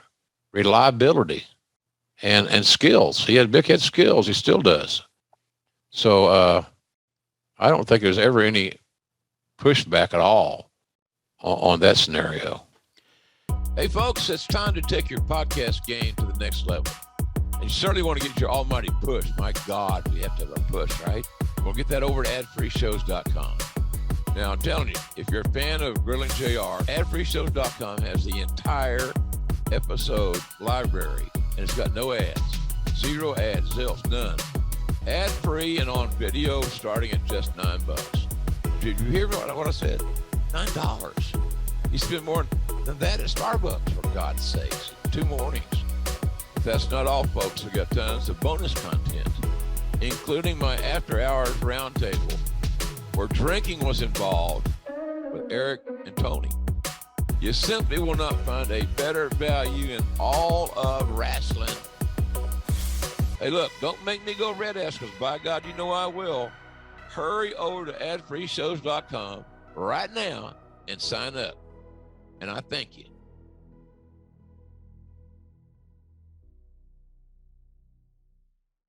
Well, Austin and Pillman would finally get a one-on-one match on Raw. It goes 11 minutes. This isn't the Brian Pillman of old, but then Stone Cold would have to take some time off due to a collection of injuries between his ribs, neck, his knee.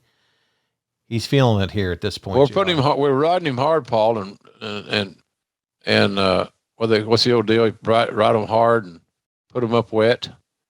Steve not got much time off. And because I offered it, sometimes he'd just be so offended that it wasn't worth the argument. But finally, it came to a head, and he had to have some time off. Well, we make it to Canadian Stampede, and you and I were just talking about this earlier. It's the 10-man tag match between Austin, Shamrock, Goldust, and the LOD against the Hart Foundation. And my goodness, as you said, it's a fantastic event.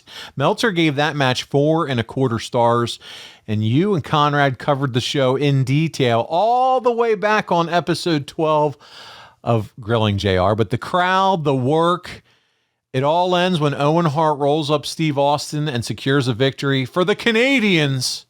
Yep. And man, that was a big night, as you said. Natty Neihart, the kids, everybody running out. Just an amazing event. If you haven't seen it, go check that one out. That's one you would highly recommend, right?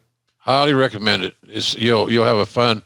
It's a fun watch, no doubt. And take my word for it. You'll really enjoy it. 'Cause I really enjoy calling it. I mean, it's one of those matches that sticks out in your mind. And I think, like I said earlier, I don't have a negative memory of that trip to Calgary. It was great.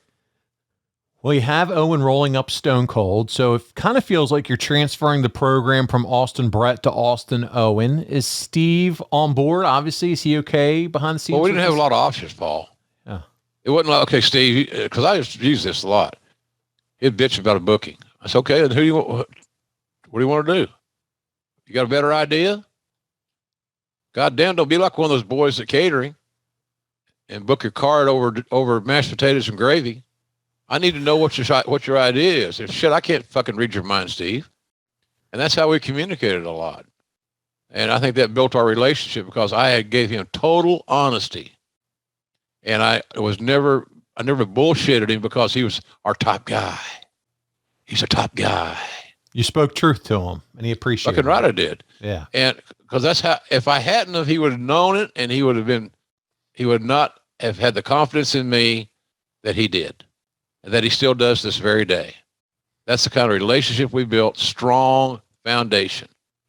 And but we rode him hard. And again, part of that was our fault. Part of that was my fault. I should have set my foot down and laid down the law that I'm unbooking your ass.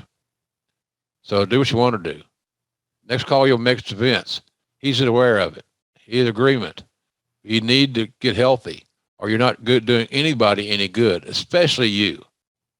So, and here's the irony of that was he was still making thousands upon thousands of dollars selling merchandise, whether he was on the TV or in the house shows or what. So his money was not going to be lessened as far as, he wasn't making the house show pay Austin. Steve got 5 points of the net after the gross ticket sales. So if we had a house that did $500K net after taxes, he made 25 grand. 5% of 50 of 500 is $25,000. So his payoffs are easy to compute.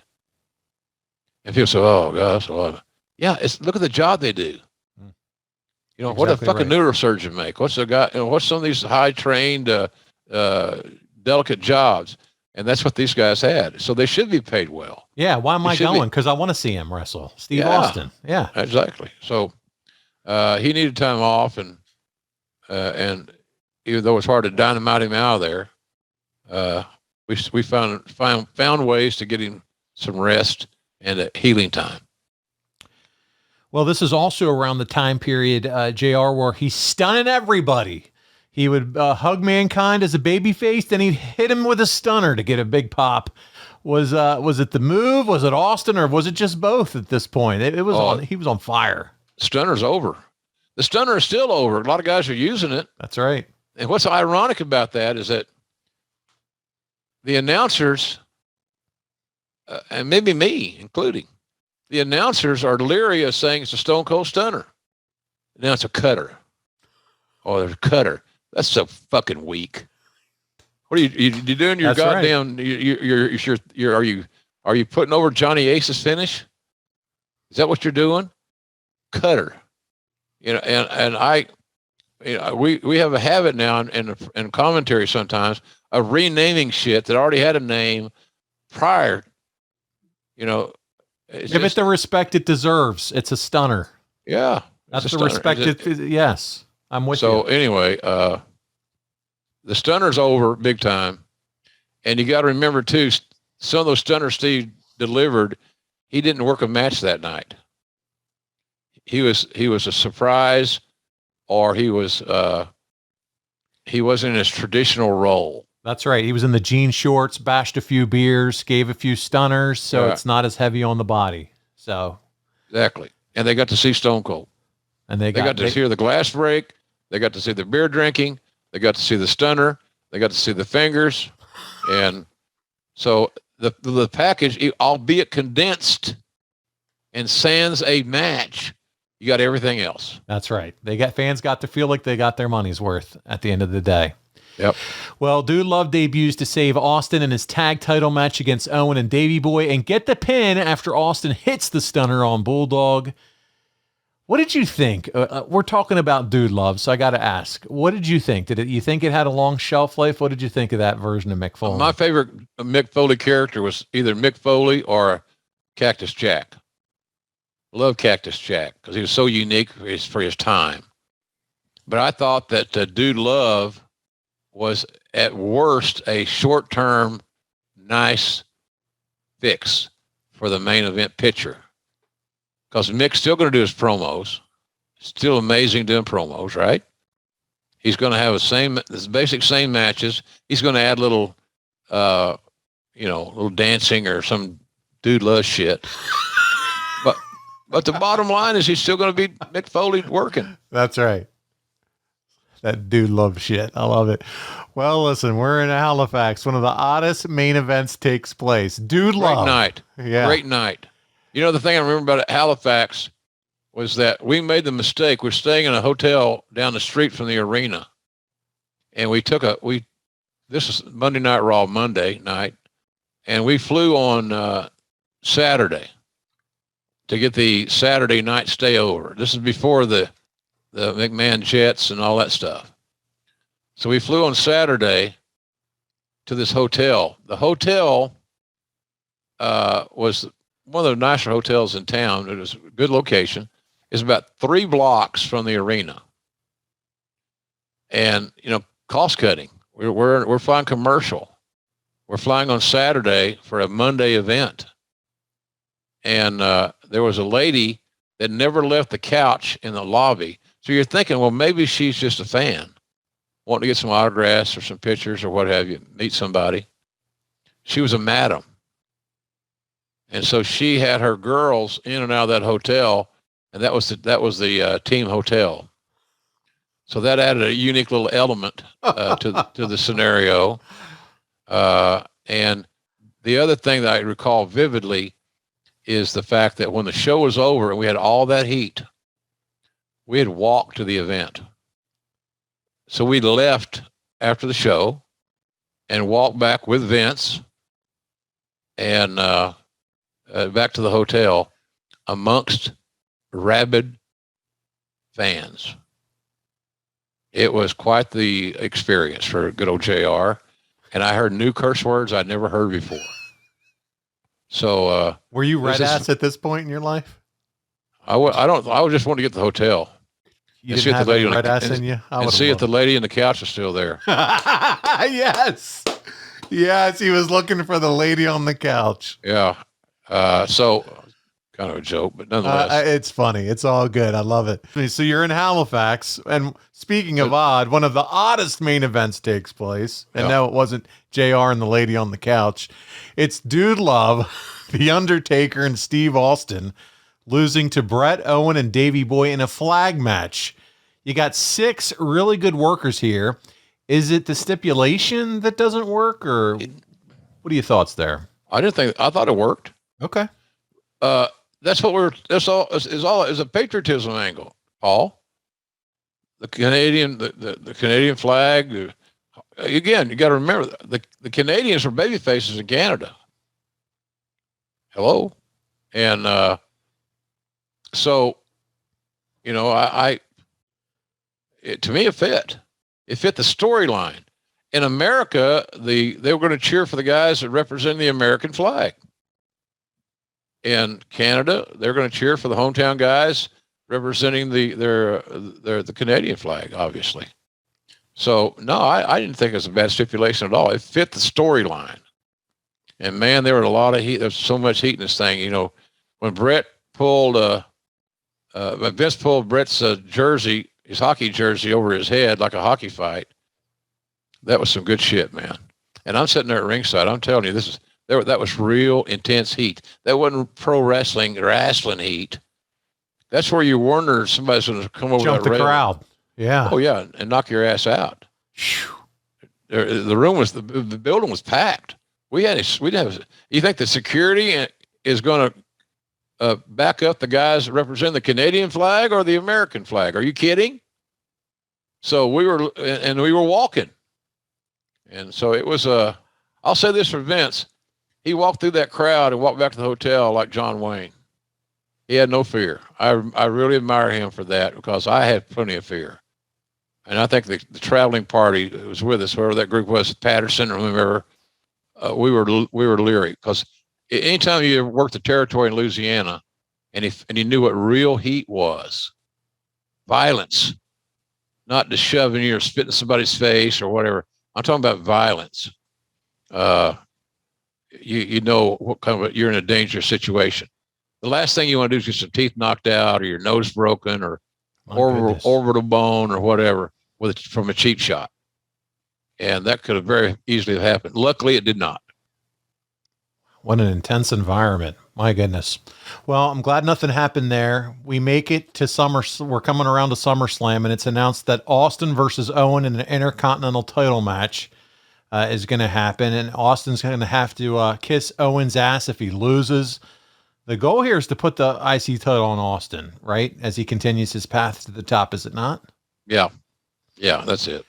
Well, everyone has to assume Austin versus Owen is going to be a tremendous night. And here we go. It's the Meadowlands, and it happens. And I'm going to read this from Austin's book. So, the day came, and I was talking to Owen in the back, and we were throwing a few things together for the finish of the title match.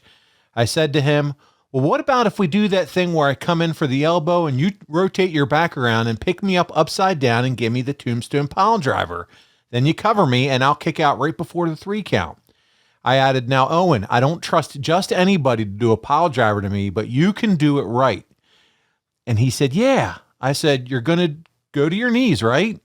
And he said, no, I'm going to drop to my ass. Then I said, well, you need to go to your knees, right? And he said, no, I dropped to my ass. I guess I know what he's doing. He's ribbing me about dropping to his ass instead of his knees. Owen was a hell of a technician. When he assured me I'd be okay, I took his word that I'd be okay. I didn't think twice about it. I had mentioned my concerns to him twice. JR, does Owen's reputation as a ribber, you think, lead to this? Oh, maybe a little bit, just playing word, semantics. Yeah. But Owen was like Bret, was not known even once to hurt people. But here's what happened. And Austin was right about that deal. Owen should have gone to his knees. A traditional pile driver going to your ass, like the pile driver you've seen Jerry Lawler do a zillion times on the old clips and so forth. But the tombstone, you got to go to your knees because you got to hold, you got to lock your hands around and waist lock your opponent. And that's, I think, what, if I'm remembering 25 years ago, if my memory serves me correctly, the tombstone is what they were going for. And it didn't work, and it would never work in that regard. You're always going to put somebody at risk, and unknowingly, but also I don't think Owen would have ever done anything in this world to hurt anybody, including especially Steve, because Owen knew from the territory days, this is our meal ticket. When I'm on a card against Stone Cold, I want to make more money. So the last thing Owen would ever want to do was to shoot the golden goose. Yeah, there's no way. So JR, take us back to that moment in time. You're sitting ringside, you see it happen. What's going through your head? You see Austin, he's laying there very long. Are you I mean, just talk about that moment. Scared to death. Because those type injuries are career ending. Obviously career shortening, and that was obviously the case. It shortened Steve's career. But you just hope that he's not paralyzed. I already lived through the draws situation.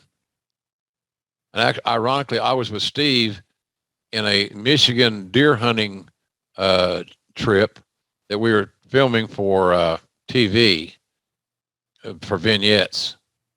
And so we were together. And I had Jan with me. So I don't know how crazy she was about staying in a cabin on a deer hunting place, but she didn't say nothing. And she loves Steve. I think Steve's wife might have been with him, which would have been Deborah, right? I think. In any event, whatever. But that's where we were when we got the phone call about draws. And so then that's what you go to. You always revert back and run to the lowest common denominator, and that's what you rely on as your point of reference, so to speak. And you just hope he's going to get up. He was able to move around a little bit, but you could tell he had no control over his legs. And then I remember him, when I went to the back, he was sitting on the floor in a hallway and kind of shooing everybody away because he felt very, very vulnerable. He felt very weak. He didn't feel like John Wayne anymore. And, I just didn't want him to give up personally, but, I didn't get a chance. I knew that was not the time for me to move in and start having a philosophical discussion. The time was to get him the medical help that he needed. He just wanted to get home because he had a great doctor. I think that guy's name was Lloyd Youngblood, and he was Steve's doctor. Because I spent a lot of time down there after that, and I got to know Dr. Youngblood better than I needed to. But yeah, he was very distraught. He thought it was over. He thought he dodged every bullet that he could dodge, and now we're done. At the peak of his earning potential and all those millions coming in and all the hard work he put in, eating potatoes and raw potatoes and stuff in Memphis and making $25-40 a day, driving all over the Southeast, all that shit that he did, working at Von Erichs and all that is all over. All for naught. And he had a taste of the good life. When you're getting those $1 million quarterly checks for royalties, that's a taste of the good life. That's a long way from a raw potato in a $10 hotel room on the outskirts of Memphis. I got to imagine it's hard for you to probably concentrate or give your full attention to the rest of the card that night after seeing go through something like that. We're all worried. Yeah. Again, he's the meal ticket. He's our guy. And it's hard for fans today to relate to that because we don't have that guy in our business. We don't have that guy. So Steve was definitively our guy. And we were more concerned about, is this son of a bitch going to be able to walk again? Is he going to be crippled? Is he got to use a cane or a crutch or a walker? What? Because I think in that night, if you'd asked me on my drive home from the Meadowlands back over to Connecticut, I would have said, he's done. Nobody asked me that, and I probably didn't have the balls to say that, but in my own mind and thinking, driving solo from East Rutherford, New Jersey, back over to Norwalk, Connecticut, he's done. And it's almost like you're thinking, well, what else can we do with him? Could he be a commentator? Would he want to, and I don't know. All these thoughts go through your mind because you want to keep the guy earning, because that's what motivated him, and he deserved the money. So it was a challenging night, boy. It was one of the most gripping and conflicting nights of my career, without a doubt. Yeah, because as you said here, more than just the golden goose or the meal ticket or whatever, he is your friend. You've become close to this guy. He's your buddy. He was like a brother. Of course, we couldn't say that because that would have been against locker room protocol. And you got to make sure you take care of all the boys and never forget they're insecure and weak at sometimes. They are. Like any athlete. You go in the Falcon locker room or go to anybody's locker room, or go to a college locker room. You find it all over the place. It's a normal thing in that world. When you want to be the best, yeah. Yeah. What does it look like as far as you said you drive home to Connecticut? Do you remember kind of like next steps, following up with Steve, starting to check in on phone him? calls. We talked a lot. The key thing was getting him into his doctor, Dr. Youngblood in San Antonio. So that was a formality. Steve had a family doctor that kind of helped ramrod that too. I don't remember his last name. His first name was Jimmy. Nice guy. I used him a couple of times. I woke up one night in L.A. and I looked like the scene from The Godfather where that horse head was bloody and in the bed with that guy, the movie guy. And I woke up and I had blood was all over my pillow. My wife was with me. She almost died because we didn't know what's wrong with me. I was just bleeding. And I got on a plane and went to San Antonio and saw Jimmy. And I think my blood pressure was fucked up and a lot of stress and all that. The price you pay sometimes is to be in the business, and the price you pay to stay in the business, especially in that role, can be a little bit challenging. I'll probably there's certain stories I want to tell better on this next book, which we're working on, strategizing on, but I got a real good vision of what I want to talk about and how we format that thing. So, it's going to have a beginning, a middle, and an end, and I'm going to talk about some things that I had never talked about and things that might help other people just in their everyday life. I can talk about beating cancer, things like that. I can talk about becoming 70 and still trying to compete in a young man's world. When you look on social and you're told constantly that your time has passed. I was kidding Excalibur. I may have said this story here. He got the Meltzer Award again for the best announcer, which is cool with me. He does a hell of a job. I'm proud to work with him. But I told him, I said, I think you only got to win 13 more to tie me. I love it. So, but I was being an ass. It's fun. You should have poke each other like that. Well, we have fun. That's right. He knows I'm in his corner. Yep. And so does Tony. They're just motivated differently. But I think our 3-man team is pretty damn effective. We had a lot of work to expose our 3-man team the last several days. I think our guys came through in flying colors. And yes, I am biased. As you should be. Well, listen, talk about, as we continue to go through the narrative here and tell the story of Steve in 97. This is obviously a huge piece of his 1997. What has Steve shared with you as far as the closure or lack thereof with Owen Hart about this situation? Well, he didn't want anything to do with Owen for the longest time. and he was mad at him. And I think he's also disappointed himself that he didn't make his point more abundantly clear that you got to go to your knees and not your ass. But and time heals a lot of things, Paul. And I think Steve got over it. He realized Owen did not do it intentionally. He wasn't being careless. It's just one of those freak deals that, I'm sure Owen had probably given that pile driver to 100 other guys. But, but he was angry, frustrated that it happened. But the good news is that he became whole again with Owen in time. It took some time. That's great.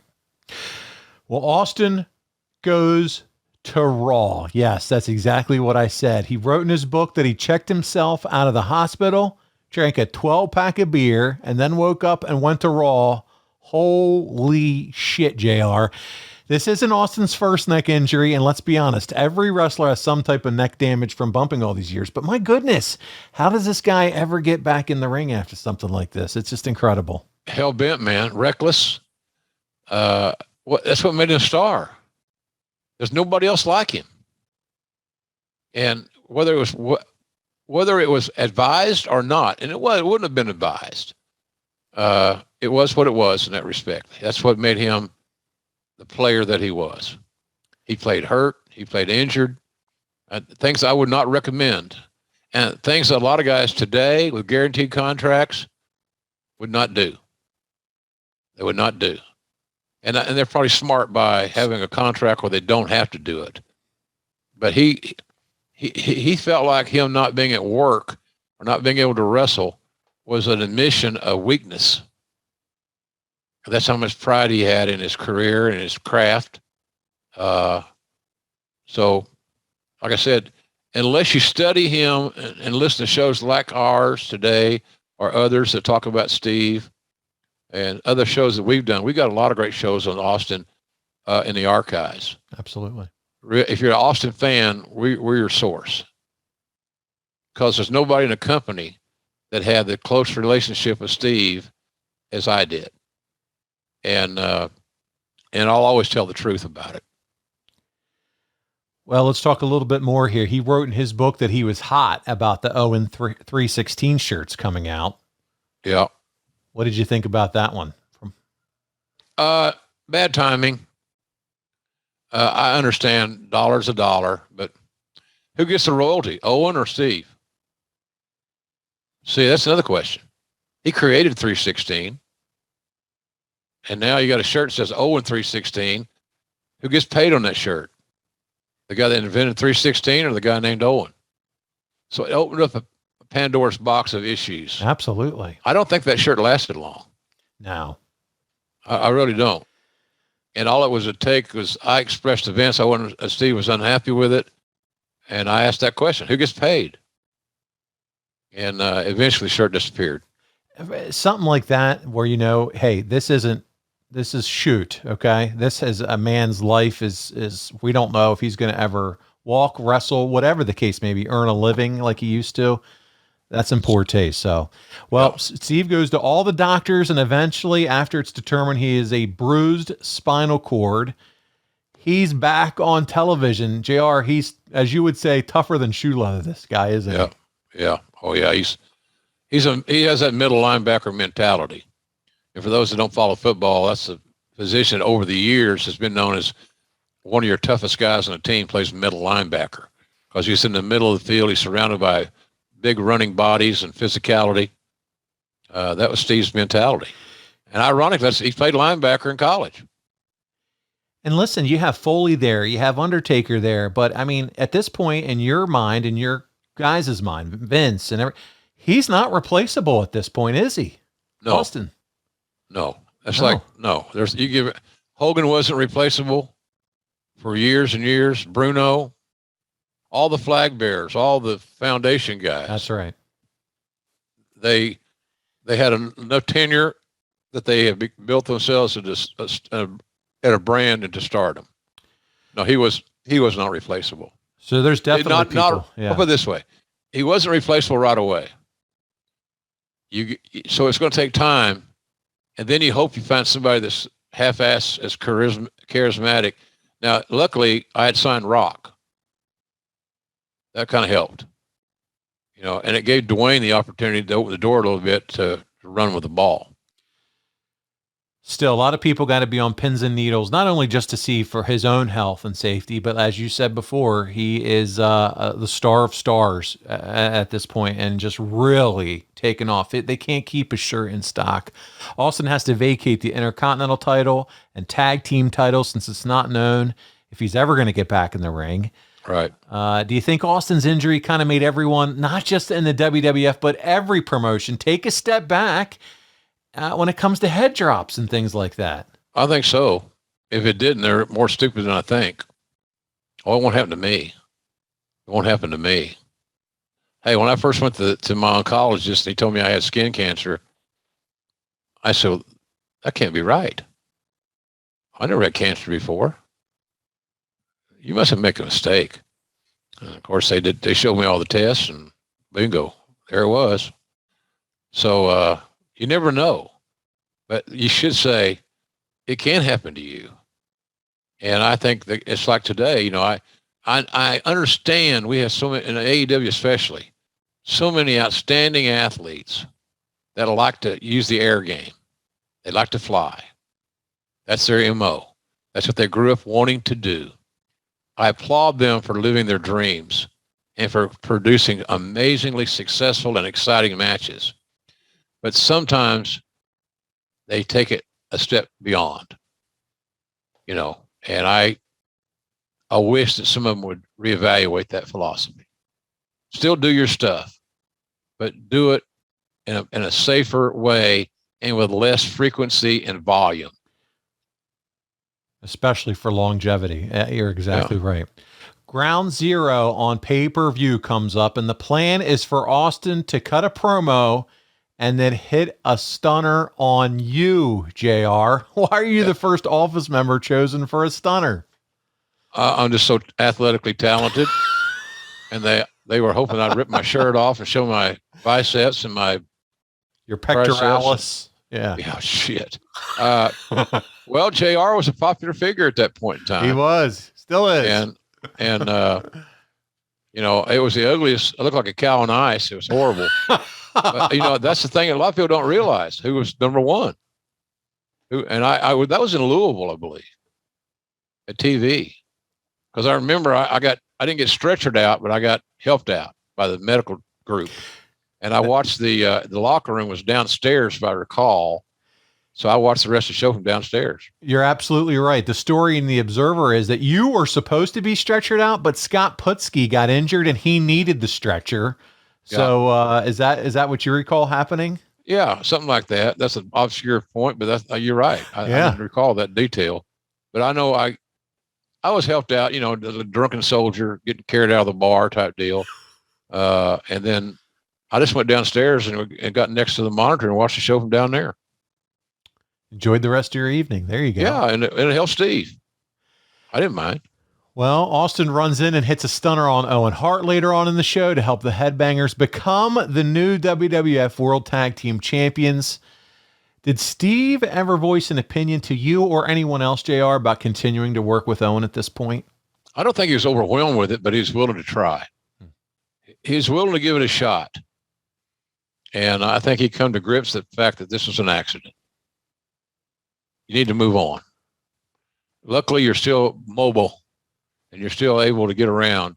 And maybe we did dodge another bullet with Steve's health. But the structural damage in the key areas, whether it be knees or his neck or whatever, was going to be hard to overcome. Well, JR, Sergeant Slaughter the next night on Raw announces that Austin isn't cleared to participate in the WWF, and he gets a stunner to a huge pop. So Sarge gets his stunner. The rumor and innuendo, as Connie would say at this time, was that was half shoot, half work. What's the real story? I don't even know what that means. Half shoot, half work. Who's Austin shooting on Sarge? Are you shitting me? That was the rumor at the time that some From of that. Where? The goddamn insane asylum? I know, right? I don't know how to respond to that. Well, Sarge, one of the most beloved and still is characters ever in wrestling, especially in WWE or WWF. I don't think that Steve ever had any animosity toward Bob Slaughter.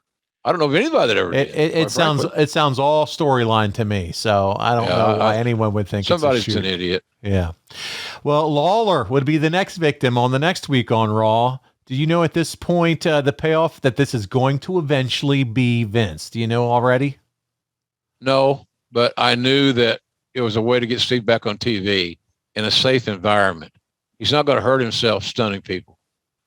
It's getting flat backs and bumps and all that stuff is another issue for another time. But it was a way to get Steve's exposure, maintain his exposure, keep selling that merchandise, keep his momentum at least not grinding to a halt, but still having that presence on the shows. So I think it was the way it worked. When Vince got stunned, I was as shocked as anybody. I didn't know what was going to happen. I love that. I love not knowing. I know you do. So I don't need to read the goddamn dirt sheets or something and say, well, here's what I heard. Here's what I read. And the deal about Sarge that's embarrassing. I'm glad hopefully our fans are smarter than that today. And they'll just imagine shit. Right. Austin gets arrested for the first time, first of many, for violating a restraining order and hitting a stunner on Owen to help him lose to the Patriot. Jim, the pop for the stunner and his arrest, as sick as this is to say, did the Austin injury help Steve to get more over? Because it feels like it did at this point. Well, we created an environment where it's supposed to help him. The fans just wanted to embrace him. They wanted to see him, man. He had a feel and a connection to the audience that today's fans will always have a hard time relating to, because there's nothing in today's marketplace that resembles the feeling that Austin had made and the connection he had made with the audience. And that was a big ass audience, man. So, no, it was a way to keep him on television. That was the thing that we wanted to do. And we felt like that at the end of the day, him being on television was going to give him a little bit of a peace of mind. And with that said, it might enhance his healing, keep him motivated, make him motivated to get healthier so he could go back out and do his thing. Well, buddy, it's the big one. We're here. It's September 22nd. It's Madison Square Garden. Oh, yeah. And it features Austin hitting the stunner on McMahon and getting arrested again. And my goodness, Jim, the Garden was shaking. It had to be incredible to see this whole thing unravel in front of your very eyes. You could literally feel the floor moving. The reverberation was unlike anything I'd ever felt. The Garden's a magical place. And, we talked about Triple H returning from injury and the big pop he got in the Garden and all these other things that happened in the Garden. And this was another one of those illustrations that the Garden is extraordinarily special. And the audience got to see they got to see Steve, but that they never realized what was about to happen. That the owner of WWF, the all-powerful, the tenured, the establishment, Vince McMahon was going to get his. And this is the moment. I mean, the rocket is tied to his back at this point. He is the most over at this point. Isn't that right, JR? Right now, Madison Square Garden stunning Vince McMahon. Oh, yeah. That might have been as high a moment as he ever had, because it's the first time anybody ever touched Vince to any degree, and in front of that audience. So it was perfect timing. Timing is everything, man. You and Lawler on commentary, the dream team. You're speculating Austin is to be fired because he just hit the stunner on the owner of the company. That's Lawler's take. Oh, does the thought cross anyone's mind at this point just how much money this feud is going to make for this company? I mean, it is magic, these two. Well, we were pretty optimistic that we were, like I said earlier, way back early in the year, from WrestleMania 13, before that, we knew we were on to something extraordinarily special that may never happen again. And by the way, it hasn't. All the guys that come after Steve, a lot of great talents. I signed Brock Lesnar, and I have great respect for him and the businessman that he is. Don't ever misinterpret that. He is a smart dude, and he's a freak of nature. But not even Lesnar's been on a roll like Austin was. He superseded Hogan's numbers. I did the payoffs. I can go back and see what Hogan made at WrestleMania 3. And he made $1 million. No, he didn't. But he made a lot of money. Money that you and I would be rejoicing over. But Steve was just, sometimes you got to step away a little bit, step back to realize what you have. And everybody started realizing this son of a bitch is special. We may never see the likes of somebody like him again. And as hard as it was to replace the top babyface, Steve, the only person that came close to it was Rock. All the other guys that followed have done yeoman's work, made a ton of money for themselves, became multi-millionaires, but they didn't never produce Austin numbers. Did you have any reservations about putting Steve back in the ring? Well, not after the medical guys got to do their thing. It's hard to, you get yourself in a rock and a hard spot. I'm not going to be diagnosing his injury after he's had MRIs and CAT scans and all that stuff. They finally found out he had narrowing of the spinal cord, spinal stenosis. Easy for me to say with Bell's palsy. But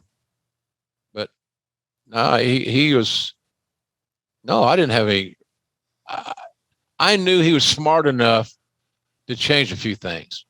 And he did. He did. From that day forward, he changed a few things. He didn't get dropped on his head. Right. He wasn't taking any more of those types of tombstone pile drivers. No, that's for sure. No. Well, JR, some sad news in 97 here. Brian Pillman passed away on October 6th. How does Steve find out? Do you tell him? Do you remember any of that dialogue? Well, once you tell a wrestler or something happens, the boys have their own networking system, it seems like. I know he and I talked about it, and neither one of us were shocked that Brian died prematurely and abruptly. That was just the story was going to unfold somewhere because, he had a strong dependence on painkillers. He all these injuries, and he was I don't say Brian was the head case in the sense that, I think Brian understood his wrestling mortality, and I think it slapped him in the face several times, and he had a hard time dealing with that. And Steve and I both knew that. We both knew how badly Steve would probably say the same thing today. I don't know that either one of us ever met a guy or worked with a guy that wanted to be a star more than Brian Pillman. But it's just, his body couldn't handle it. He had wrecked his body, the ankle fusion and all those concussions and all those things. It almost seemed inevitable, unfortunately. And, before that, I had drug tested Brian. I remember calling Jack Lanza. I think we had a house show in Seattle. And I said, I got a guy coming tonight. Brian needs to pee in a bottle. And Jack called me back about an hour or so later, said, God damn, man, you got me in a hell of a mess or something like that. I said, what do you mean, Jack? Oh, Pillman's fucking pissed off that you had him drug tested. And so then I get a call from Brian. I said, Brian, your conduct's erratic. You can't tell me you're cool because you're not. There's something going on. And I don't want you to die on my watch. And he got, then that indicates I think he's weak. And now he's offended. It's the damnedest environment, I'm telling you. So, but Steve and I talked about it a little bit, but he's not one to dwell on heavy duty bad news. It's something though, we talk about 97 and you think about the growth and the rise of Steve Austin in 97. But now we've also talked about things that he's had to overcome in 97. The death of a close friend and a major neck injury that almost chased away all those dreams. Yep. When you're talking about growth, it's growth in many ways for Stone Cold in 97. No doubt. Mentally tough, physically tough, overcoming these challenges and these obstacles that were thrown in his they didn't just slap him in the face, they bloodied his nose. They damn near ended everything. So yeah, he endured a lot. What a year. And an average guy, there's no way in hell they would have survived it. They'd have gone to drugs, they'd have got hooked on painkillers, they would have picked up bad habits or something, Paul. And but he did. He made it through. Whereas I don't know too many people, as in nobody, that could have done what he did. Well, Austin signs his release on TV if Vince would give him an Intercontinental title shot against Owen Hart, and Vince agrees. So there we go. We're putting these two back in the ring together again, assuming there's not a whole lot of convincing that has to go on at this point. No, we're good. Well, at Survivor Series, in a very little remembered match, considering what went on that night, Steve Austin returns to the ring and recaptures the Intercontinental title from Owen.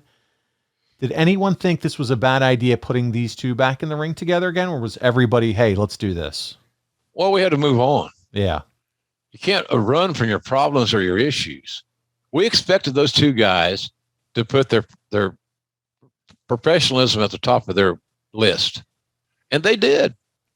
They didn't, and I used to kid Steve about this. I said, you guys you should get along to enough to get a match out of each other. Because you're never going to be about each other's, you're not going to exchange Christmas cards.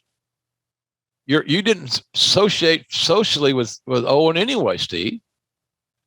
So no, Steve was he was cool with that whole situation. And Owen was too. And look, Paul, for a payoff or a title change, would we have done that if we felt like it was to the less than positive to the talent? No. But they were fine with it. We're good enough to go have a match. And that's like I told Steve, mentioned to you. I said, Steve, shit, you guys ain't got to have Sunday dinner plans. Ain't going to happen anyway. Didn't happen before. Why's it going to happen now?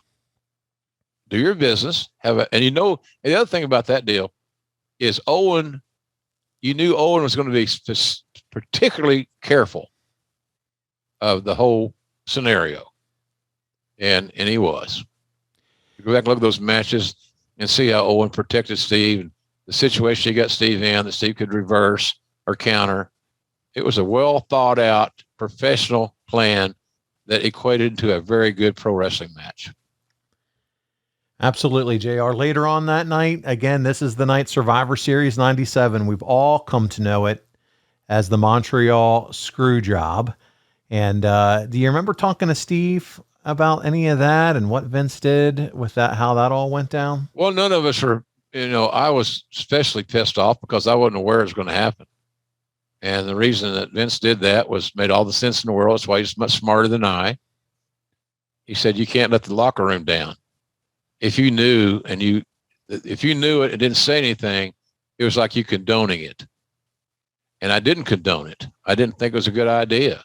There's other ways to slice that chicken up. You know what I mean? I must be hungry because I talked about food a lot in the show today. You still got me on that turkey leg from Stampede. Yeah. The turkey leg. And don't forget the corn dogs. God damn, I'm a weak man when it comes to corn dogs. I could eat 2 or 3 of those babies. I'm with you. None of the established guys, Paul, and guys that have been in the business for a long time liked the way that went down. And nobody went around trying to convince them that Vince's decision was right. When I asked him why you didn't tell me I'm in charge of your talent, he said to protect you. Because the talent can't know that you were clued in. And for a long time, including Bret, thought I was in on it. I wasn't. And it's 25 years later. You think I give a shit today, Paul? I'm sitting here on the goddamn beach, getting ready to do some more AEW wrestling, which I love doing. You think I care that the dirt sheets or somebody knows? Oh, JR said on his podcast, he did know. I didn't know. And that was the reason. And the talent, I remember I had a long talk with Mick Foley. I had to convince people that I didn't know. And some believed me at that time, and some believed me in time. All I can do is tell the truth, tell it one time. So I didn't change my story. So that's how that worked. But none of the veterans liked the way that went down. We all felt it was unnecessary. We all felt there was a better way to come to an amicable conclusion to this conundrum. And if you want the belt on Shawn, there's got to be a better place and time to do it. And, for Bret not want to do the job allegedly in Canada, I find that to be a little bit, I have a hard time wanting to share in that philosophy. There had to be a better way. And because the locker room, I had guys fly home. And they came back a day later to finish TV. So, no, this wasn't the ideal thing, and we know that now. But we all lived through it. We made it past the hump and got on the other side with our lives. And that's really kind of what matters to me. Well, JR, listen, the Mr. McMahon character is born with his interviews with you on Raw coming out of that pay-per-view regarding Bret screwing Bret. Did you know before, during, or after the interview the impact that those interviews would ultimately have? No, you didn't never know how much. You say, well, that was a hit. We'll get an Emmy for this one. I wonder what Dave's going to say. No. You go do your job, Paul, and you don't book while you're doing it. You don't evaluate your work in seconds after you completed your task. That's what, not that you are, that's what marks do.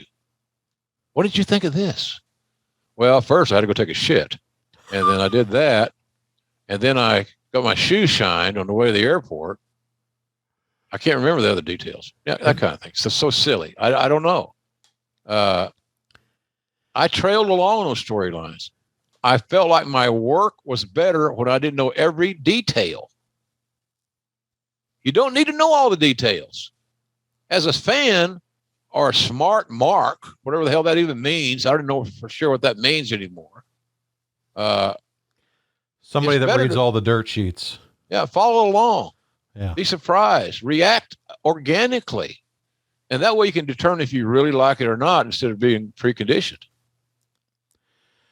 Well, JR, Austin would vacate the Intercontinental title. The speculation from Meltzer is that Austin thought it was stupid for him to lose if he's going to be the top guy. So instead of dropping the title, he vacates it.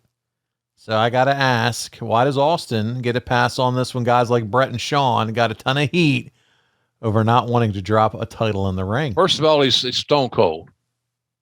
Second of all, because he's stone cold. And thirdly, other than he's stone cold. I thought you were going to say it again. It's just it was just agreed upon. It made him happy. It made him more content. He's working on borrowed time. So how that worked, and is it going to be fair to Bret? Is it going to be fair to Shawn? What's he going to say? I don't know. What's he going to say? Are you shitting me? Right. I didn't care what Bret said. I didn't care what Shawn said, for God's sakes. You got a guy that's got limited time left. He's our top guy, not just a top guy in a graphic or top guy online. He's the guy that's pulling the wagon here, man. Everybody that's booked on the card that Stone Cold is on. When we were having multiple shows a night, say 2 shows, what's the first thing the guys looked at? Where they're booked at or where Austin's booked at? You got to be valedictorian in your class to figure that one out, right? That's right. You're going to make more money. The more money is going to be drawn and tickets sold, and that money trickle down to where your pay comes in, that level, with Austin on the card. No different than what it was when Hogan was red hot. the guys didn't give a shit where they were booked. They just cared where Hogan was booked. Then they tried to find their name on that card. And those opportunities are very rare to have somebody in that kind of position. So it was just, it was the same thing when Vince and I discussed vehemently, not the point of, not loud and disrespectful, but I was very convinced that turning Austin heel at WrestleMania 17 was a mistake. It turned out to be, but just like Vince said, and he got to give me the best answer he could give me. We owe it to him to try it. It was Steve's idea. We owe it to him to try it. And that's how you take care of talent, Paul. You pay attention. We owed it to him to give it a try. Paid his dues. And that's what we did. That's right. Yeah. Well, the whole Austin McMahon angle launches when Austin comes out. McMahon says Austin must do what he says because he's the boss. Did you know from the first promo that this had the opportunity to be the biggest drawing program ever? Vince became the greatest heel and arguably greatest. One of the greatest heels in the history of WWE. Ain't nobody in WWE now or anywhere else had the heat Vince had. He was a perfect villain. He liked being a villain. He was the boss. The old Johnny Paycheck, take this job and shove it thing was, kind of bouncing around everybody's mind. People were defiant, anti-establishment, all those things. Perfect place, perfect time. So that's how I see that. He was just Vince was the best heel we had in the Attitude Era. Well, what about Triple H? What about this guy? What about him? What about him? You're not going to win that argument with me. No way. I'll close my case, Your Honor. I do fence rests. So, it was Vince is a natural. Yeah, Austin McMahon sold their own DVD, for God's sake. I mean, it was just an incredible rivalry. They sold pay-per-views, Paul. Yes.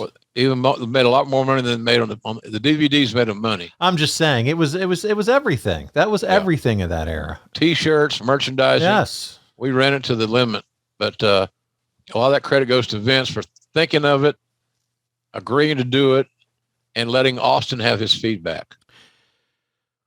So you have Austin, and he is now eventually going to lock up with Shawn coming down the road at WrestleMania. They're on a crash course for each other. Bret's disgruntled. That's all happened. He's leaving. What's his view of Shawn at this point? Is he excited about it? Looking forward to working with Shawn, having come off of Montreal? And Steve's thoughts are the same as most of us. If Shawn is mind is in it, and he's ready to go, magic. He's still Shawn Michaels.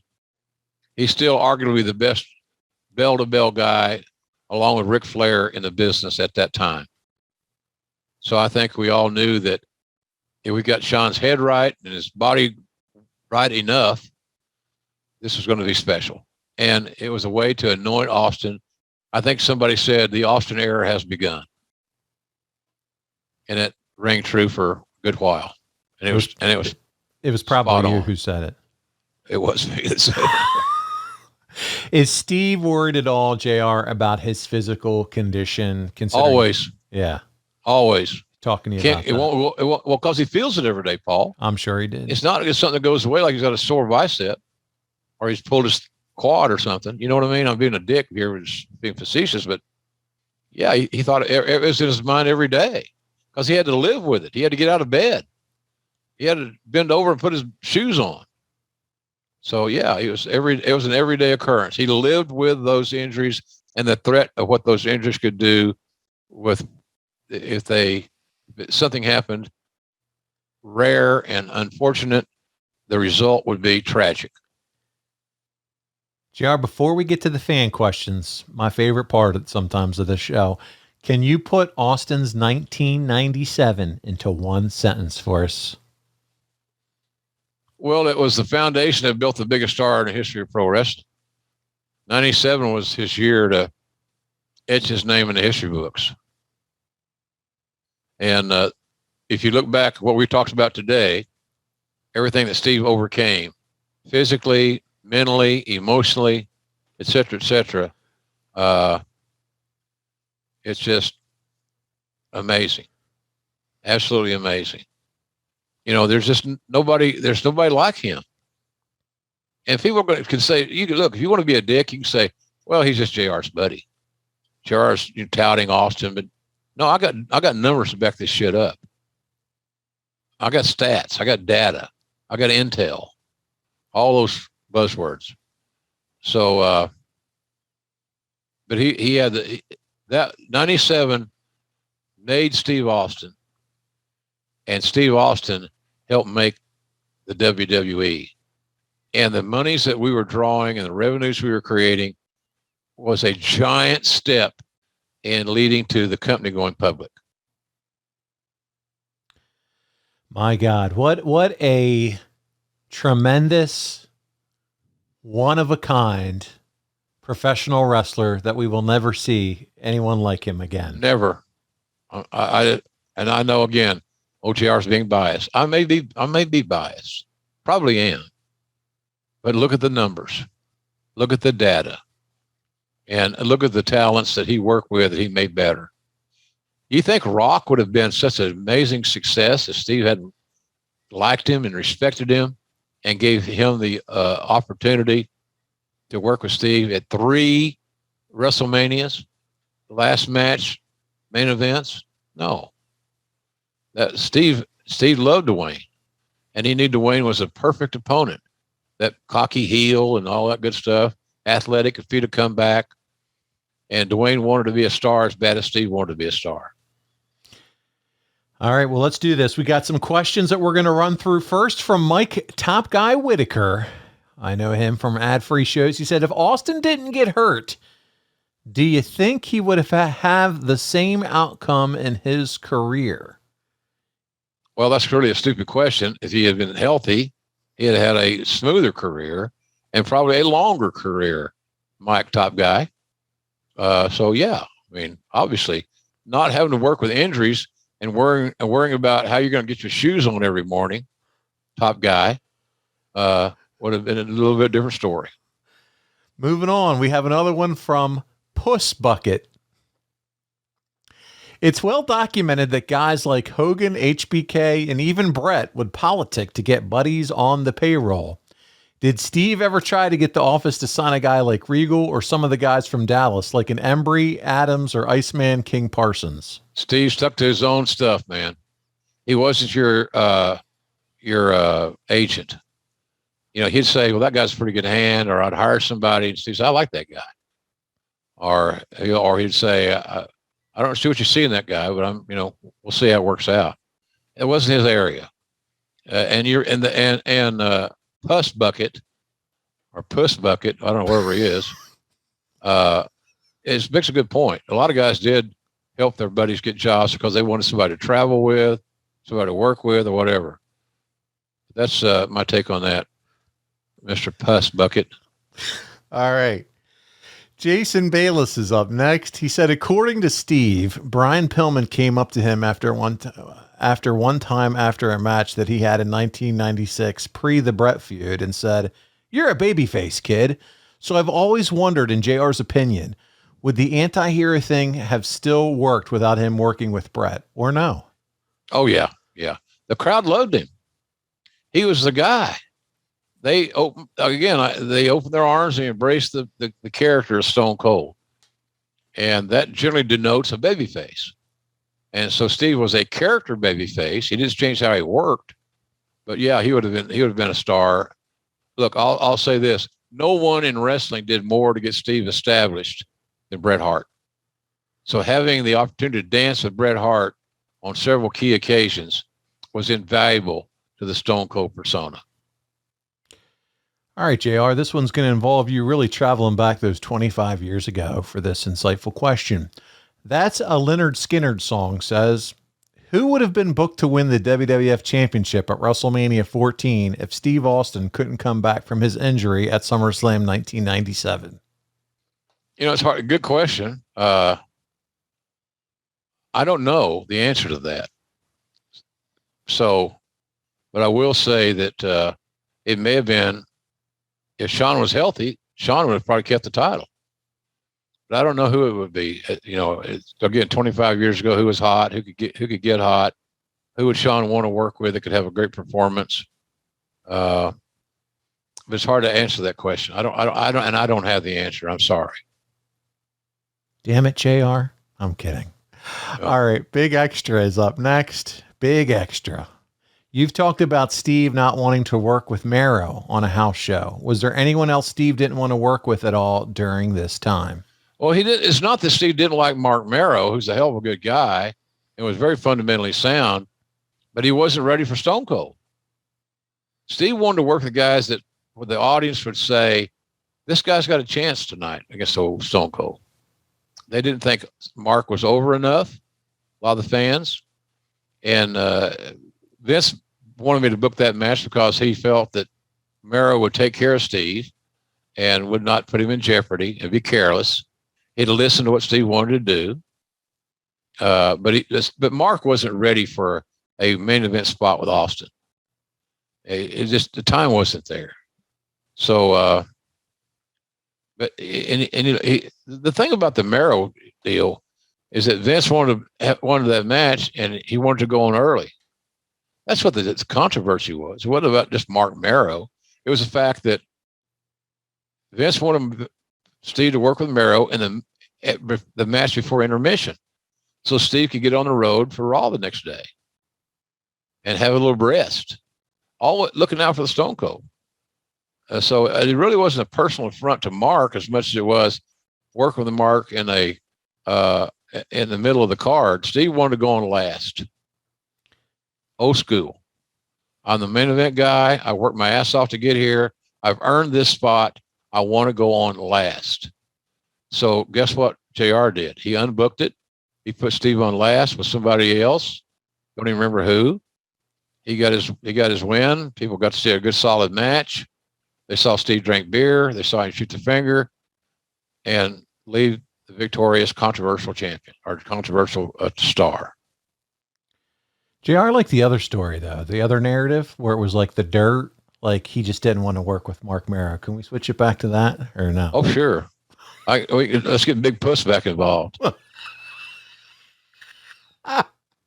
From adfreeshows.com slapnut, Charlie Eastman, he says, I love this with you. With your role in talent relations, do you not feel that looking back that Vince could have done more to help Austin and Owen make amends after SummerSlam 97? Yeah, they should have sang. I think they should have had a seance. I think they should have had a little Whitechapel. They could have gone in and sat down and grasped hands and prayed. Kumbaya, my lord. Kumbaya. Absolutely. Kumbaya your ass off. No, Vince did everything he could. And I'm wondering where this guy gets this information. Could Vince have not done more? Well, how do you know what we had a whole show about this. Vince made these things happen because you don't like the character of Mr. McMahon and you still look at Vince as a heel today. That's right. Vince is the asshole. That's right. Yeah, he's always the asshole. Yeah. So, get over it. Ad-free shows enhancement talent Matt Godfrey asked, after Stone Cold won the Rumble, was there an idea to have him main event at WrestleMania 13? Well, we felt like that he and Bret was where we needed to go. We knew the quality was going to be there. So I'd say no. That was Taker's main event spot. And Austin worked with Bret, as we know, we've discussed. And because we knew what would be delivered. It takes a very extraordinary talent with great instincts to do a double turn. I don't think Steve was ever involved in a double turn before. Bret might have been in Calgary. Hell, I don't know. But they were the elements that were needed to pull this thing off. It's a hard assignment, quite frankly, Paul. So no, I don't think so. I mean, I wouldn't change a damn thing about WrestleMania 13. I wish Taker and Sid would have been able to have a better performance. But nothing's going to follow Austin and Bret and Shamrock in the I Quit match. There wasn't the talent in America or the world that was going to pull that off better than those two. Absolutely right. Ad-free shows My Push member Bobby Duncan asked, JR, was it true in 1997 that WWE pulled the water coolers out of the building because they couldn't afford to keep putting water in them? I think that might have happened. It's called cost cutting, and managing your budget. I mean, I think we kind of touched on that earlier, where we flew to Halifax on a Saturday, and did a commercial, and then stayed in this hotel with a madam sequestered in the lobby on her couch. I think we did that, but the company needed to cut costs, and I don't know, Vince used to laugh about it, said, we're going to have to quit passing out so many pencils. We got to cut back. He was joking. That'll be on the headline will be. That's a headline. Pencil. Ross says McMahon cut back on pencils.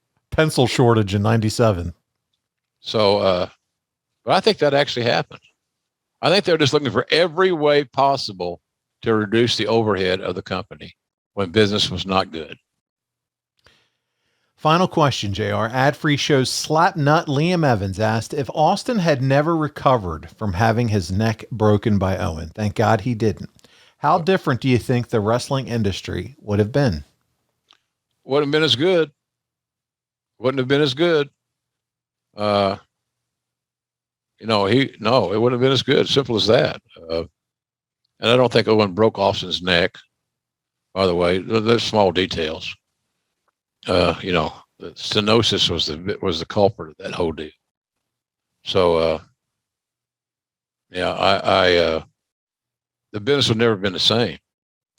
Austin was a measuring stick. He still is today. And people aren't going to buy the fact that he's using a cutter. Any Hispanic or any Japanese name is what's going to be called. I don't know why. Things in America that were established, had established holes, have now been supplanted and replaced by something that was more trendy and more cool, which aggravates me.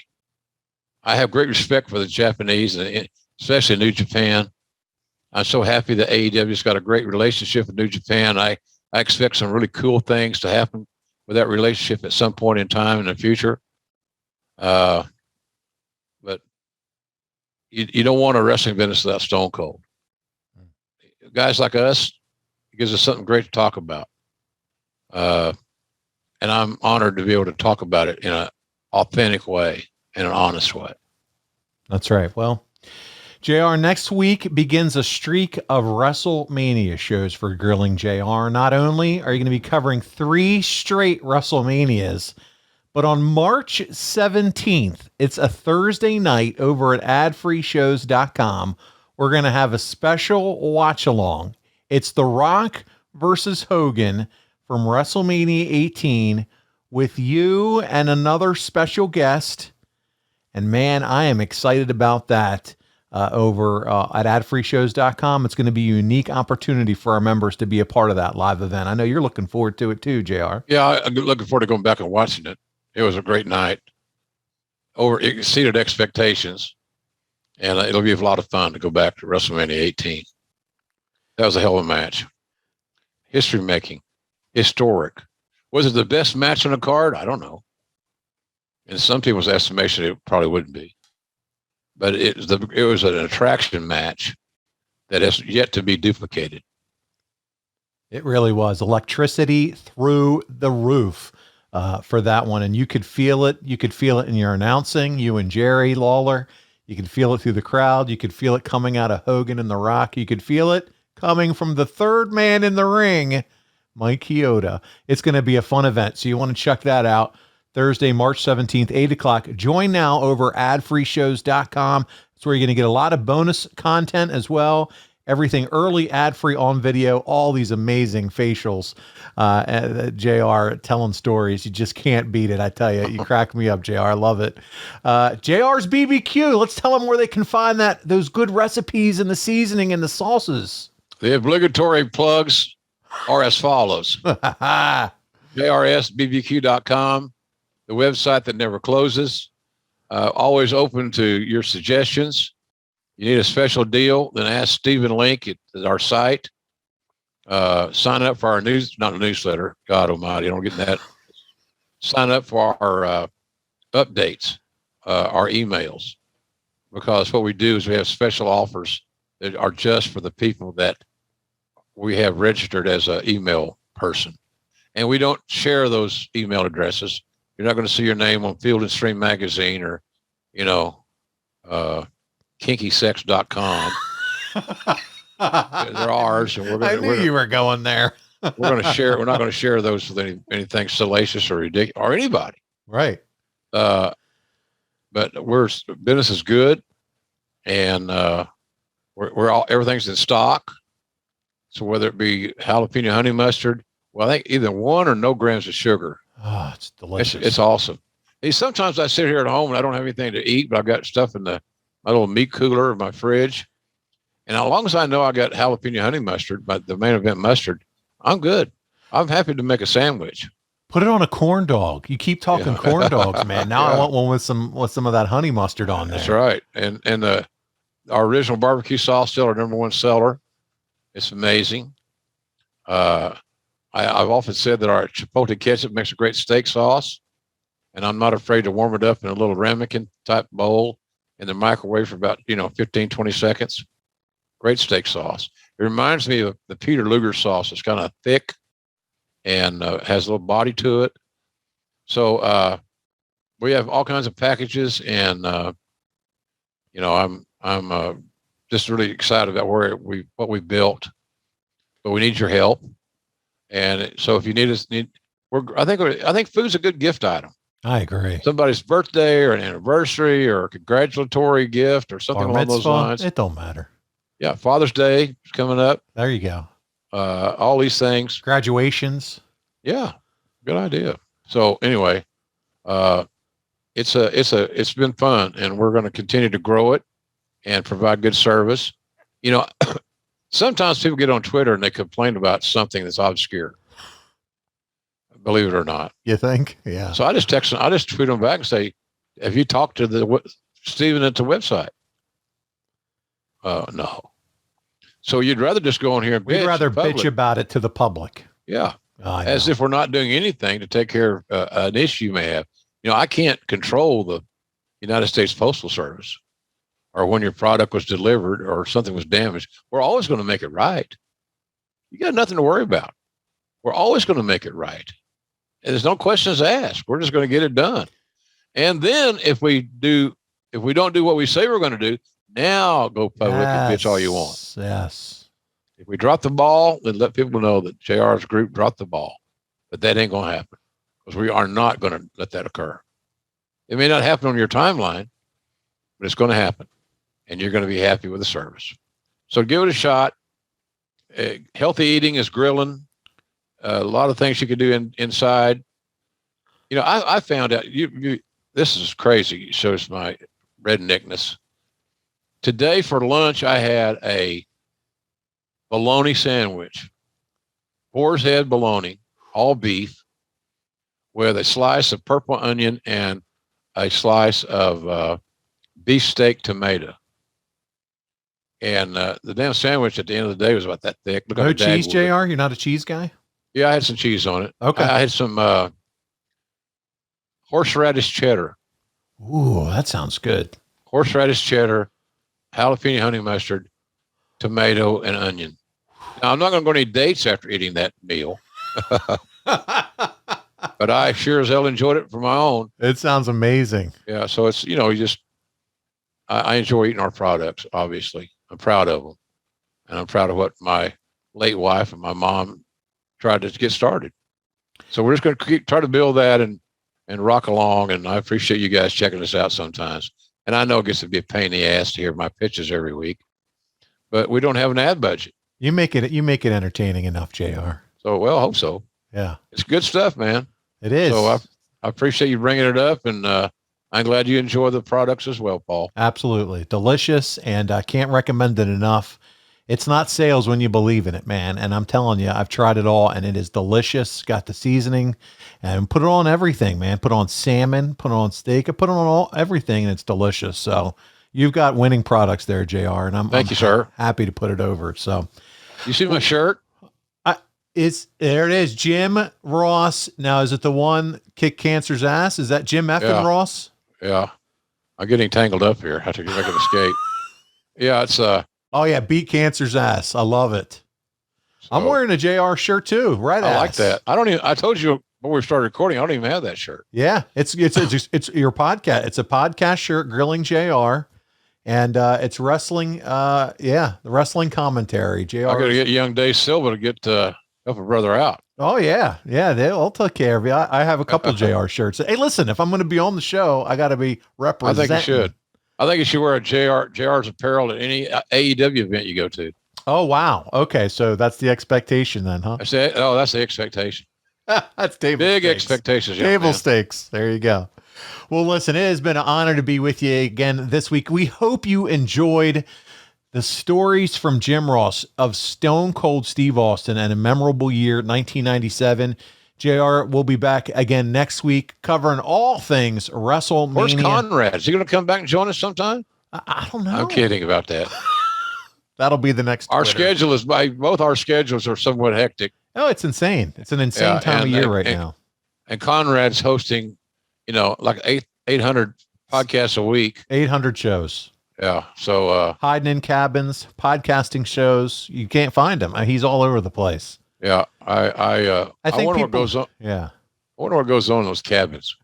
I think people have come to expect though that I'll be popping in and out of. I think that's good. You do a great job, Paul. I'm glad to tag up with you. Appreciate it. You do great work. I enjoy working with you and getting to know you through this, and I hope our listeners are enjoying it as well.